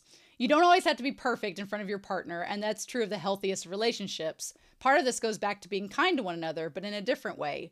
Kindness can extend to allowing you and your partner to let go of responsibility in exchange for personal development. You find that when you let your guard down around one another, the healthiest relationships allow for different levels of intimacy and understanding. In order to enjoy a healthy relationship, you need to be prepared to be vulnerable with one another. Sometimes this might mean sharing parts of ourselves we feel insecure about in order to see the relationship that could have the makings of something special. I will argue on their behalf that while volumes 1 through 3, they did not want to do this, towards the end of volume 3, Shen QingQiu did start opening up to Luo Binghe, and Luo Binghe started opening up to him. So I would say that they do meet this 12th criteria. They seem to be comfortable around each other, even when they're not at their best, and they're accepting of that. Shen QingQiu is very accepting of Luo Binghe's flaws to an extreme, to a point that I would never be as a person, but good for you, Shen QingQiu. And Luo Binghe, he is accepting of Shen QingQiu that he loves him. He still gets on to him at times, being like, well, you were like this. And I'm like, dear Lord. But they are comfortable with each other even when they're not perfect. Number 11 is you're comfortable in who you are and independent from your partner. Shen QingQiu is. Luo Binghe is not. Luo Binghe is not comfortable with who he is, or to the point where he's very self-loathing, and he cannot be independent from Shen QingQiu. Shen QingQiu could go off and have a conversation with Liu Qingge or Qi Qingqi and still be sad, still be upset and mourning, but could still function as someone in society. Luo Binghe cannot. They are very codependent. Very codependent. To the point where it's kind of annoying codependent. And it's like, the journal says to be able to look back on previous relationships and friendships and reflect on what are things that made you mad, what hurt your feelings, and what caused conflict is really important. We can bring these things to the next relationship, and when something comes up, we can really own it and say, this is an issue for me. Let me help you understand why it's an issue with me and work through it together. Luo Binghe does not do that. Nope. And Shen QingQiu does not do that either, which is a problem. It doesn't just apply to conflict management. Knowing who you are as an individual and chasing your own personal goals and dreams are important because they allow you to embrace self-loving perspectives, blah, blah, blah. And I know the answer to everyone's question is going to be, well, Luo Binghe has trauma. And again, I said this in the reaction, nearly every character has trauma. But all of MXTX's characters have trauma. Hua Chong had trauma. Lan Wangji had trauma. And I would argue that people are correct. Luo Binghe did come from or Lan Wangji came from a better upbringing than Luo Binghe. Hua Chong? Nope. They came from just as bad of an upbringing. But still, they were able to communicate and work it out and be self-sufficient. They're not totally reliable upon their significant other. And Luo Binghe is, and that is a problematic element for me. Number 10, you don't dodge difficulty. So it says that you want to avoid having difficult conversations in a healthy relationship. You want to confront issues head on. Ha ha ha! And find ways to express your feelings even when you know you have even when you know you have to talk about challenges that might put on heat and increase the pressure. This is a problem. Neither of them really do this. Luo Binghe doesn't communicate or talk about issues. Shen QingQiu kind of tries to bring up things that are difficult, but then Luo Binghe starts to cry and whine about it, and then he's like, oh, I feel bad, so never mind, let's not do it. So they don't end up talking about the things that are difficult. They just kind of gloss over it and act like it's not there. It says it's always good to be intentional and self-reflective and be thoughtful in a conflict. We don't enter relationships, nor do we have to have everything figured out, because we'll never have everything figured out. There doesn't have to be a certain level of self-understanding to be able to be healthy, though, and we all have hot button issues. Expressing those issues in a constructive way is paramount to making sure boundaries for everyone, we'll talk about boundaries in a second, are put in place and respected. And finding ways to mediate conflict together can be helpful in the long run. There's none of that happening, which is a problem to me. So anyway, good at making decisions together. Number 9, you're not going to go out and buying a big household item without consulting your partner first, and to make time for your partner's input. Sure, this isn't always a perfect scenario, and sometimes we can get a bit ahead of ourselves, but like with kindness, you should view the person you're in a relationship as your partner, a team member you can call on for anything good, bad, or ugly.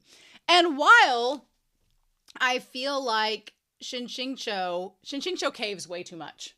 He gives in to every single demand Luo Binghe has, and even when he doesn't try to give in to said demand, he eventually caves.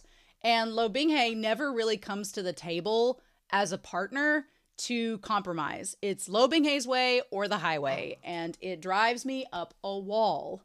And then if Shen QingQiu tries to say anything about it, then it's just thrown back in his face. Be nice, you two. Number 8, you enjoy each other's company and support each other's goals. Now this one, they do enjoy each other's company. They do like each other. There's that. They support each other to a fault. It's just, we'll get to the other ones. So they do that. That's good. They at least support each other and like each other. Number 7, they are kind to each other.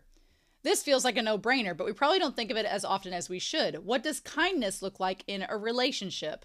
Kindness looks as though like you're feeling safe, supported, and a priority to the other person. It looks like apologizing when you've made a mistake. It means active listening as much as possible to your partner.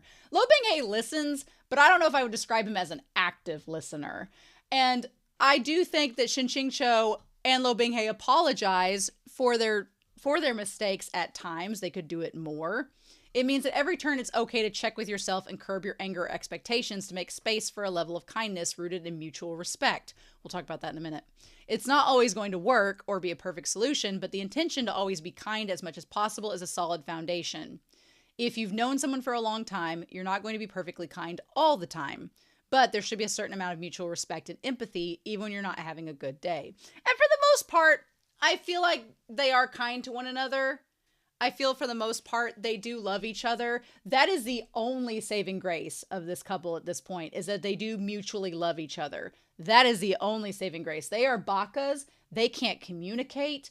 They are not healthy at times. They are problematic, but at least they love each other. And that is literally the only thing that keeps me reading this story, if I'm being truthful, because this chapter was very testing. They're both committed to the relationship. Yeah, at this point, they're both committed. I mean, they're with each other. Shen QingQiu wants to be in this relationship. It's just, do I feel sometimes he's been Stockholm syndromed into it? Kind of, a little bit, based on how he acts. But I do think he wants to be there, and Luo Binghe obviously wants to be there. Number 5, you can forgive each other. If someone hasn't had a positive or secure attachment in their childhood, they can end up holding grudges and find it difficult to forgive people. Luo Binghe. But there's no such thing as a perfect relationship, and forgiveness is often a sign of love, which Shen QingQiu very much gives Luo Binghe. If you have difficulty letting go or moving beyond problems that surface, you can have a hard time with forgiveness. Cognitive behavioral therapy can help, blah, blah, blah, blah, blah. We don't have therapy in this world. We've established that. What can we do? But I do think that Shen QingQiu is super forgiving. Has Luo Binghe gotten more forgiving with Shen QingQiu? I don't know if that's the case, because it doesn't seem like he forgives Shen QingQiu so much as he kind of just makes Shen QingQiu suffer for his sins. And that's kind of the end of chapter 90, where Shen QingQiu is like, oh, he's not forgiven me. I'm just going to have sex with him until he's done with me, and then we'll just call it a day. But at least we still love each other in the end, so it all works out. So we'll put Shen QingQiu on here, but Luo Binghe still holds a lot of it over his head, which is problematic. So, number 4, you agree to disagree. In most cases, when there's a conflict, you want to feel heard and understood, when you want to come out of it feeling like the solution is a win-win for both of you. If you get through difficulties together, that builds trust. And the more you can build trust together, the stronger you become. Well, you would think after chapters 80 and 81, that would be the case, because they both came out of that, right? Even when you disagree about a problem or solution, even something as mundane that happens to your day-to-day, finding a way to compromise is key. We're going to come back to that. Because, yeah, I feel like they should be really strong. But I'm going to hesitantly put a circle around it because Luo Binghe is not very likely to compromise and has not this entire series. Number 3, when the going gets cut, these here, you will notice you're like, oh yeah, they got a lot going on here. It's just these top 3 most important ones that bother me. Because number 3 is when the going gets tough, you find a way to communicate. It's easy to have a relationship during the good times. But what makes a relationship or bond as a couple is going through hard times. That means you want to find ways to express how you're feeling. Practice active listening when your partner is doing the same and work together to find solutions even when you're arguing. You don't always have to see eye to eye, but you can be good to kind to each other and seek ways to understand the other person. That's what's going to differentiate this relationship from another that may not have a healthy longevity. I feel like Luo Binghe does not take the time to understand Shen QingQiu at all. All of this story, and granted, we are seeing it from Shen QingQiu's perspective, but all of this story has been Shen QingQiu understanding Luo Binghe. And that's fine, but in the other 2 MXTX works, there are lots of moments where the characters mutually try to understand each other and figure out what each other's thinking. I don't think there's been one time where Luo Binghe has been like, well, Shizun, why do you think that? And why are you like that? And how does that make you feel, Shen QingQiu? And try to build a mutual understanding. He doesn't. He's just like, love me or I'll hate you. And it's like, what? Number 2, you trust one another and that trust is earned. If you've worked through your relationship baggage and you've worked through your blind spots, hopefully you've come to a new relationship feeling more neutral about trusting someone else. From there, you can either come to trust this new person and more over time, or you cannot trust them over time.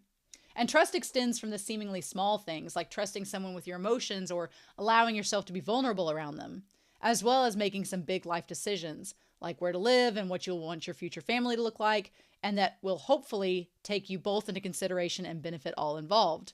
Long after the honeymoon phase has ended, which is chapter 90, a sign of a healthy relationship is knowing you can rely on your partner without second guessing whether or not you can trust them. And there's no real replacement for time when it comes to trust. So I just don't feel good with that. I feel like up until the last couple chapters, Luo Binghe didn't know if he could trust Shen QingQiu, and Shen QingQiu didn't know if he could trust Luo Binghe. And even though they love each other, Shen QingQiu doesn't quite, I feel like he understands Luo Binghe and what his MO is, but he's just like, ugh. And Luo Binghe, he even was like with Madame Mayan in chapter 90, it was like, you weren't there, Luo Binghe. You could, and he was having trouble trusting Shen QingQiu that he didn't try something with Liu Qinghe. He didn't trust him then. I'm like, are you serious? Like you've had all this time with him and you still didn't trust him? That's a major red flag right there. And then number 1 is RESPECT. You both know it and what it means to each other. And the first line it says is setting up healthy boundaries isn't about drawing a line in the sand when things go south. Boundaries are good to put into place when you know crossing them would violate our mental, emotional, and physical health or values. But they're also good for establishing a level of respect for each other and understanding the things you both feel are important. That's going to come into play in chapter 89. A lot. In a healthy relationship, you're making space for each other. You're making space for each other's emotions. You're making space to nurture and cultivate other aspects of each other's lives. It's also being aware of your own personal boundaries. That's a thing too, is I think Shen QingQiu sometimes has trouble being like, oh, I don't like this, but I don't want to make him feel bad, so I'm just going to deal with it. And I'm like, that's not healthy. So if your partner isn't keen on one of your friends, but that relationship is still important to you, it's a good sign if your partner doesn't try to prevent you from seeing them or isolate you from your friend group. Well, hi, chapter 89 and most of this story. Wonk. Healthy boundaries also exist in an intimate or sexual space too. No one should ever feel pressured or ashamed when interacting with each other inside of that space. And what did Shen QingQiu feel in chapter 89? Both pressured and ashamed while interacting with him in that space. And so I was like, as soon as I was reading this, I was like, no, this is my issue with all of that. So I don't want to be totally against Luo Binghe and say that this is all his fault. And I know I give him a hard time because Shen QingQiu is somewhat to be a blame as well. Like, Shen QingQiu is an unreliable narrator.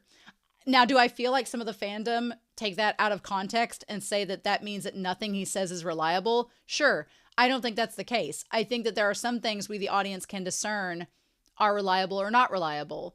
But I don't think we can say he's unreliable all the time. Just like Luo Binghe, is he immature, childish, and a whiny brat? Sometimes. Not all the time. Chapter 86 and 87 proved not all the time, but he is it sometimes, right? Just kind of like Shen QingQiu's an unreliable narrator. Shen QingQiu is in denial, but we know his likes and dislikes. Like, he's pretty vocal as far as that goes. He just kind of skirts around the bush in terms of when he talks about Luo Binghe, but we all know by now he likes him. Just like Luo Binghe does not get social cues sometimes. There were a lot of moments in chapter 89 that Shen QingQiu was like, it was talking about him gripping the sheets and squirming around and not being comfortable. Now, we'll get to the whole part about the freaking wine and him like trying to move against the thrusting, but again, we'll talk about that when we get to it. But he also only complies when he wants. Like, when Luo Binghe is happy, he'll go along with anything. But if he's mad, he gets all like, I don't want to do it. And it's annoying.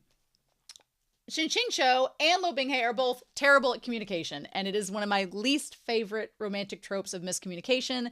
And I get kind of disappointed with MXTX because I could understand by the end of chapter 80 and 81 being like, okay, we're going to have all of volume 4, all of this giant book to have them practice communication and get to know one another.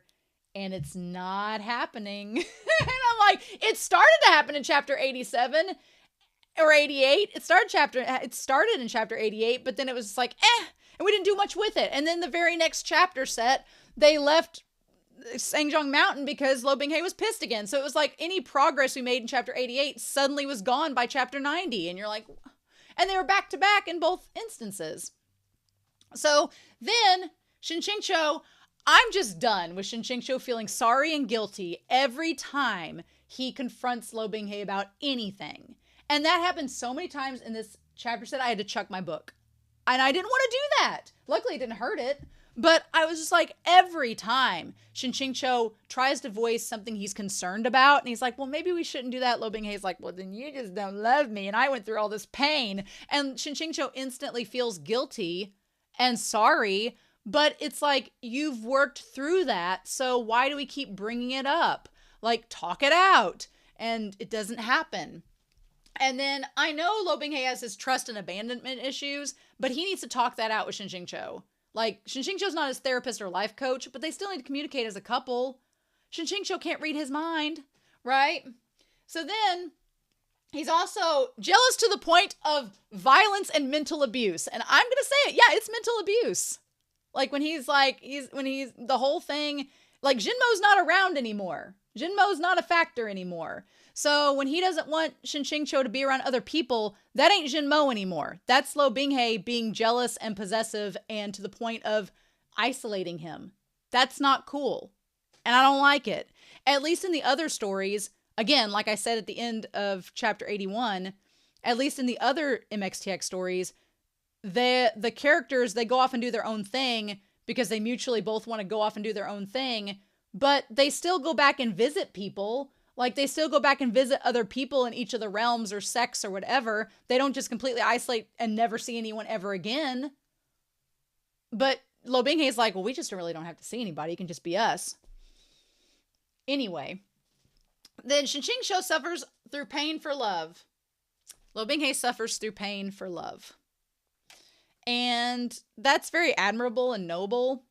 It's not healthy. It's not healthy at all. And I know that young viewers will be like, oh, that's so admirable, Romeo and Juliet. And I'm like, Romeo and Juliet were a bunch of morons. Romeo and Juliet's one of my least favorite Shakespeare stories because they were just a bunch of idiots. And by the end of it, Shakespeare's like, yeah, should we feel bad for them? No, probably not. That was kind of Shakespeare's whole thing. He's like, we shouldn't feel bad for them. Like they're a tragedy, right? It's a tragedy. And I'm like, ooh, I don't know. Anyway, I'm not going to try to judge you about anybody. Oh, my chair's erasing things. Shen QingQiu loves Luo Binghe, but at the cost of everything for himself. Does Shen QingQiu get to have friends? No, because Luo Binghe doesn't like them. He wants Shen QingQiu all to himself. Does Shen QingQiu get to have any say in what happens in the bedroom? No, because Luo Binghe wants to control everything. And should Shen QingQiu speak up about this? Yes, he should. Does he do it? No, because he knows that Luo Binghe will get mad. So he doesn't want to do that and make Luo Binghe mad. So he just wants to comply, and it's really annoying. And then Luo Binghe, he loves Shen QingQiu and is devoted to him, but it's always on Luo Binghe's terms. And that's what I think people are like, well, he loves Shen QingQiu and he's so devoted to him. I'm like, yeah, but that's only when it's comfortable for Luo Binghe. Like Shen QingQiu suffers and goes through all this pain for this love that he's getting from his disciple, but Luo Binghe doesn't ever have to suffer when he's loving Shen QingQiu. The only time he really suffered was when the whole Zhenmo thing went down in chapter 81, and I felt really bad for him. But now, especially chapter 89, Luo Binghe was in no pain and got everything he wanted, and Shen QingQiu was suffering and trying to like vocalize his suffering, and Luo Binghe just didn't get it through his noggin that was what was going on, and it annoyed me to pieces. Because here's the thing. When chapter 89 started and Luo Binghe showed him the book, the Regret of Chenshan, by the way, if Airplane Shooting Towards the Sky is the author of this, I would be confronting him at his door being like, what the fudge is this? And I thought we learned a lesson. Airplane Shooting Towards the Sky. I don't know if Airplane Shooting Towards the Sky is the actual author. I assumed it was from the last couple chapters where Sheng Qinghua was like, oh, this, but I don't know. The only times we've seen the Regret of Chenshan has been with like Tianlong Jun had it, which after Tianlong Jun had this, no wonder he thought that. And also, does everybody in the Sengzhong Mountain sect think this is true of them? And we saw it in Liu Mingyan's place. So I don't know if someone there, like I thought it was just distributed there. I don't know. Did the nuns write it and distribute it out? Because it said the three princesses. So I was like, was it the three nuns that wrote this after watching, Shen QingQiu go to rescue the others and Luo Binghe showed up? Did they write this? I don't know. But when we got the parts of it that were really graphic and basically like rape culture and non-consent and drugging and dubcon, I was like, okay, well, MXTX is kind of doing like what they did at the end of chapter 81, where they're showing like all of these stallion novel tropes and being like, look at how bad this is. Isn't this awful? Who would find this sexy? This isn't good. And kind of making a point of showing like how terrible it is. And Shen QingQiu was like, oh my God, I don't like any of this. Like, what is this? And it says Sleeping Willow Flower, which does seem weird for Airplane Shooting Towards the Sky. I don't know who Sleeping Willow Flower would be, but yeah, everybody's out of character and it's unrealistic.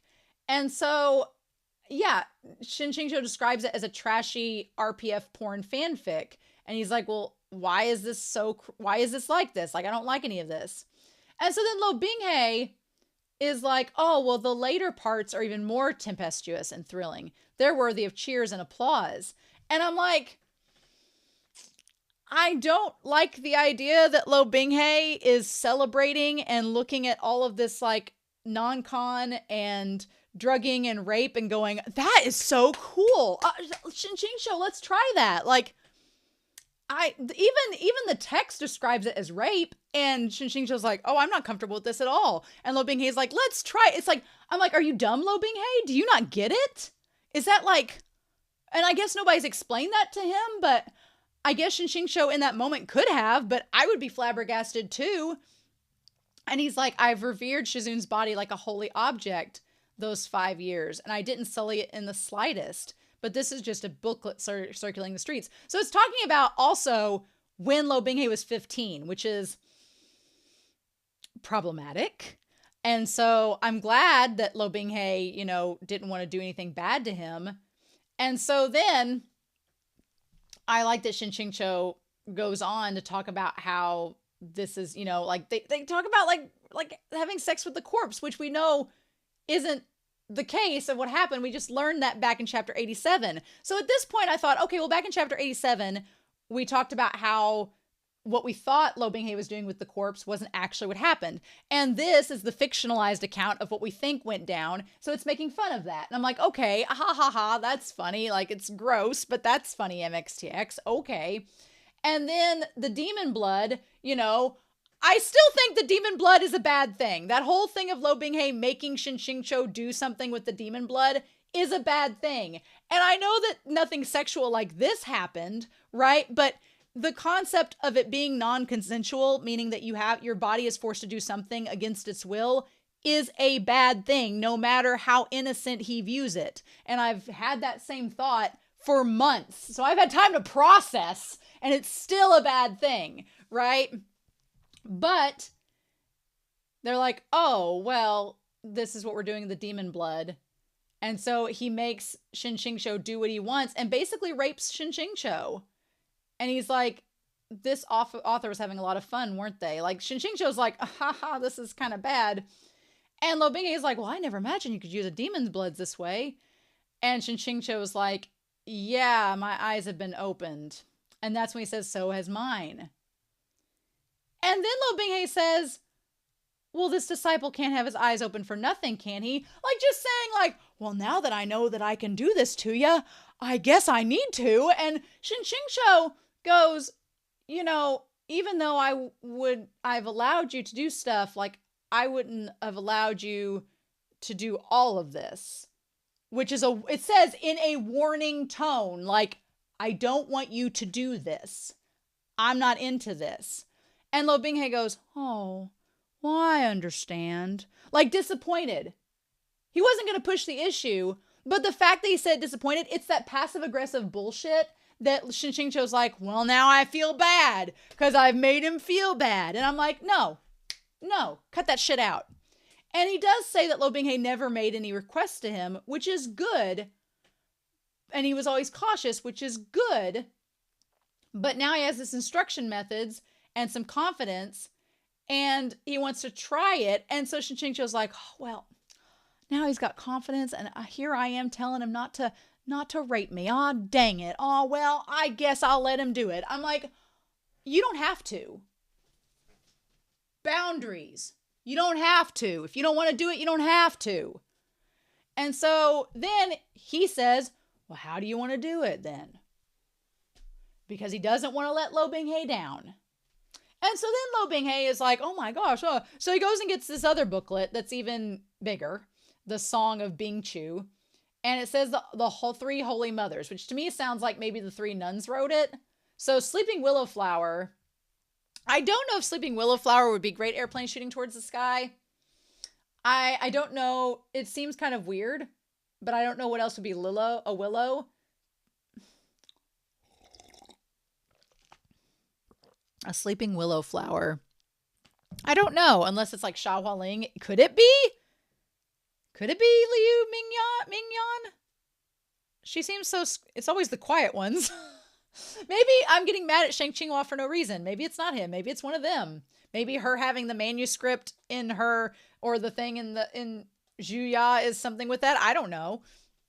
But anyway, he's like, well, this one has even more details. And he's like, I could practice too. And Shen QingQiu's like, we're not going to be drinking. He's like, we have this wine with instructions.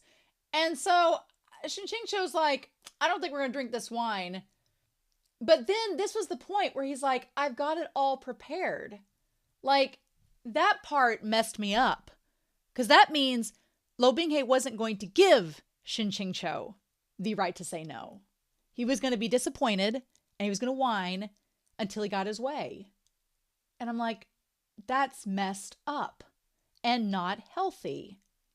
And it was just, he had a condition set for Shen QingQiu to accept the request. And it said if Luo Binghe insisted on trying something from the book, you know, I was flabbergasted. I was like, wow. So you had everything ready to go because you knew Shen QingQiu wasn't going to say no. It's gross. Nope. So anyway, I don't know why you would ever want to put wine up your business. I'm going to look this up because I want to just know, like, I want to know, is this a thing? Is this a thing? I don't think, like, would it be an enema? I don't know. Okay, it says it's an alcohol enema. It involves inserting alcohol through the anus and into the rectum. And I'm going to get specific with this because I had to read this shit. It says it can make a person feel drunk faster, and can also increase the risk of alcohol poisoning. Nice. Also called butt chugging. So there's that. Ha ha ha. But yeah, it bypasses the body's metabolizing process. Just in case you know, alcohol makes sex worse. I don't, just not good. Makes sexual activity worse in general. So it's not, not good. And can increase the risk of overdose. Cool. But yeah. Anyway, so it describes the procedure, which is basically the same as what we did, except not with the bottle, but with a little bit more. Cool. Can cause gastrointestinal bleeding. Fun times. Can have a higher risk of blood ethanol, which can make you feel drunk faster. Couldn't cause ulcers and a colon erosion, so that's fun too. There's really no other reason for it. It says they're popular with people who wish to feel intoxicated faster or avoid effects such as vomiting on alcohol or having alcohol on the breath, but there's really no other benefit from it. So this was just some kinky shit that MXTX was like, let's do it for the shock value. And there was no point in it. Like, it hurt Shen QingQiu. I can't imagine having this happen. Like, it hurt them. And Luo Binghe is like getting all this going on. And so then the point that got me was that Shen QingQiu is twisting his waist in frustration. And he's itchy inside. And he is trying to, but because he's trying to twist around and do things, it's causing him to push back against Luo Binghe. Luo Binghe takes that as that he's liking it. We never at any point get Shen QingQiu moaning in pleasure or enjoying it. That is never brought up in the text. It's literally him. There's multiple verbs describing him feeling bad about all of this. And Luo Binghe doesn't get it. And Shen QingQiu's like, I want to flip around. And he says face. And he's like, do you want to see my face? And it said that Shen QingQiu nodded. And like, rather than Luo Binghe, who supposedly loves Shen QingQiu completely, when Shen QingQiu's like, yes, turn me around. He's like, well, now you better be sure because it won't be so easy if I'm like, do you not see how in pain he is? Like, pay the fuck attention, right? And so then Shen QingQiu is like, what do we do? So he flips him over and then he makes Shizun look at this whole, like, basically his anus has become this puffed up flower because of how raw it is, which sounds absolutely disgusting. And Shen QingQiu's like dying over here and Luo Binghe is like, well, isn't that neat? And it's like, what?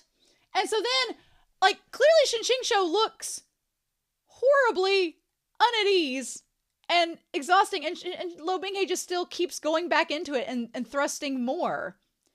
And of course, Shen QingQiu's getting drunk because that's the whole point of the alcohol enema and all of that. But what gets me is he says, wait. He says, wait a minute, it's too deep. And he says, put me down. Those are pretty direct commands. And Luo Binghe says, it's not deep enough. It's still not deep enough. And Shen QingQiu's like, well, how deep you want? Where else are you trying to go? Like, Luo Binghe literally doesn't listen to him. And at that point, I was done. I was like, nope. Like, consent, boundaries, communication, all those things that are pretty important. You're not going to listen? Again? This time, Jinmo ain't to blame. Can't do that. That's no-go. That's a big red flag. And it's happened more than once. And Shen QingQiu is just like, he wanted to weep So he's like, where did you find all this? And Luo Binghe's like, look what I did. And I'm like, you're a monster. You're the worst. I cannot stand him. So then we have the honeymoon chapter, which talks about how they literally call Luo Binghe the devil incarnate, and the disciples are just done with him. I can't imagine why. He's not nice to any of them. And so they're like, get out. And Bison Peak, now to be fair, Bison Peak, they should be doing something. And I do feel bad because Liu Qingge, I'm kind of mad at MXTX because I'm like, would you at least have the conversation with Liu Qingge happen? What about all this? But nobody seems to want to help. So of course, Shen QingQiu, it's kind of like when you're dating somebody that's a terrible person and everyone around you is kind of like, I mean, that's cool that you like them, but we're kind of don't want to be around him. So we don't know what to tell you anymore. That's kind of what it feels like. It feels like, and I'm sure that seems in some people's mindset like, oh, everybody's abandoning Shen QingQiu. So that's why he has to be with Luo Binghe. And I'm like, no, maybe Luo Binghe is not a great person and kind of an asshole. And everybody's just kind of done with it. And they're like, we don't know what to do with you, Shen QingQiu. I guess if you want to be with him, go with him. I don't know. So I feel like at least, again, in Modao Zushi, that wasn't the case. Heaven Official's Blessing, I think everybody was mainly afraid of Hua Chong. And to be fair, Hua Chong could be an asshole. But at the end of the day, Hua Chong was pretty reasonable. Like, he would, if his Shi Lian wanted to go hang out with them, he'd be like, fine, whatever. He'd probably stalk and like go along and like eerily creep over their shoulder, but he'd let him go hang out with them. And here it's just like, everybody's like, well, this is kind of a lost cause. So whatever. But then they like go to the fortune teller, and Luo Binghe has a big old tantrum because he thinks that Shen QingQiu cheated on him with Liu Qingge. And when Shen QingQiu is like, oh no, Luo Binghe thinks that this, it really sounded like somebody that was afraid their abuser was going to hurt them. And I know that's not the case, but damn, did it sound like it. Because Shen QingQiu, his steps to remedy were 1, compliment Luo Binghe. And 2, apologize and reassure, and then repeat. Heaven forbid we talk about it. Heaven forbid we communicate with it, because Luo Binghe can't be communicated with. Apparently. Or Shen QingQiu doesn't think that he can be, and that comes down to trust. Instead, he's sitting there like somebody whose boyfriend is going to blow up. And I say this because I've seen relationships like that. I had a friend whose boyfriend would blow up at the stupidest shit. And you know what she did? She'd be like, oh, no, you're really great. And no, nothing happened. It's like, we're all fine. We're just hanging out and having a good time. It's okay. You really, and would just repeat that same shit over again. Did they stay together? No. Was he abusive? Yeah. And I know that Luo Binghe isn't like that. He loves Shen QingQiu. But he doesn't trust him. And I'm like, what more do you want? You let Shen QingQiu does everything for you. And what more do you want? I don't know. And so anyway, they managed to go back to the original Master Chen's house, which I never thought we'd go back there again. I was like, I didn't anticipate us going back there at all. I was like, oh, okay. But we go back and we managed to see the Skinner demon one more time. And Shen QingQiu, look, I don't like PDA.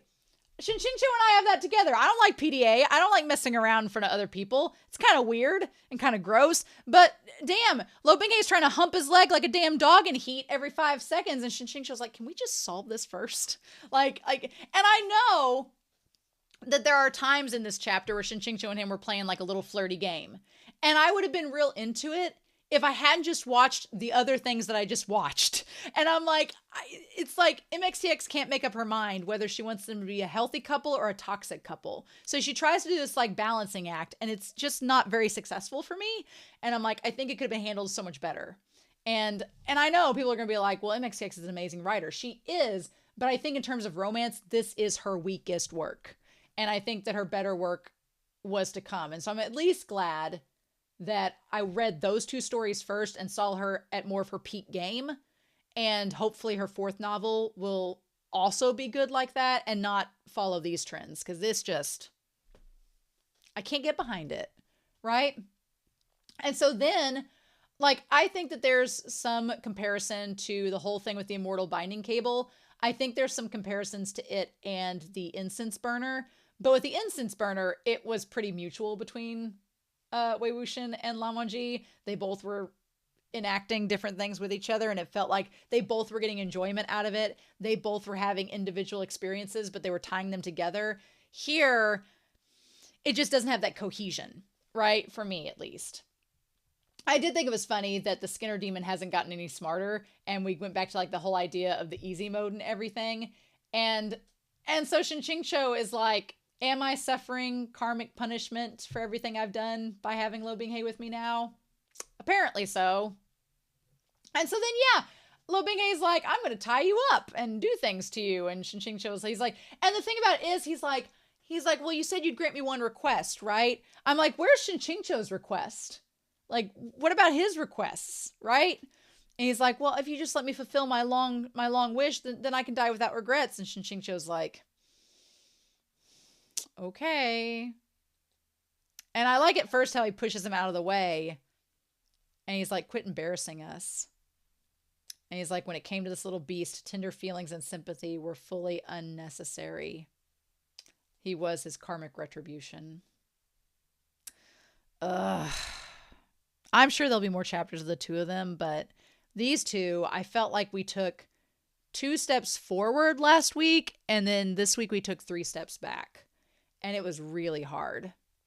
And I won't be mad if we take a break from them and go visit some other characters. Like maybe we'll visit Shang Qinghua. That'd be amazing. I want to see what he's up to right now. Maybe we'll visit Liu Qingge or Yu Qingyang. That would be amazing. I would love to see what they're up to. I would love to see Shen QingQiu interact with them because he always has some really interesting conversations, especially Shang Qinghua. At some point, we have to have Shang Qinghua and Mo Beijun because y'all in the Discord and in the comments have been praising them as a pair, and we've seen practically nothing of them as a pair. So it has to be in this book somewhere. And that's really one of the reasons I want to keep reading is I want to see that, but I feel like everybody like Luo Binghe deserves love, and I don't want to say that Luo Binghe doesn't deserve love because he does, but I still need Luo Binghe to be an adult. And part of being an adult is recognizing communication. It just has to happen. If you want a healthy relationship, you have to communicate. Otherwise, it's not healthy. And it's not long lasting. And I can't support or root for a couple that isn't trying to communicate. At least more visibly, right? And coming to compromise and being equal, right? Because then it's like, you're trying to make fun of the stallion couple of the heterosexual tropes, but then you're kind of adhering to them in a little way. In a way, it's not subverting it like I want it to be subverted. And I think MXTX does a much better job of that in her later works. So, but we still have 6 weeks left to go.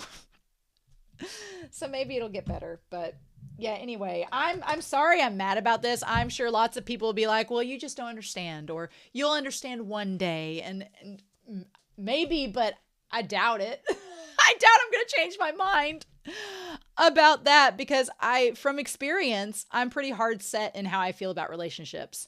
And I did tell the moderators, I was like, I know I'm going to be recommending in a couple weeks, if there's going to be on Patreon, a recommendation of Don Mai.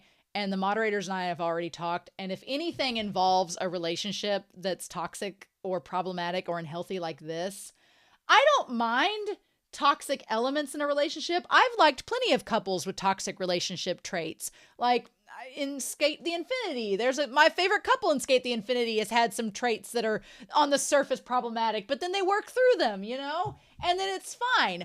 I've liked other couples that start out and they're at a place of kind of toxicity, but then, like in Given, but then they communicate and they work through it and it's better. So I'm not opposed to that.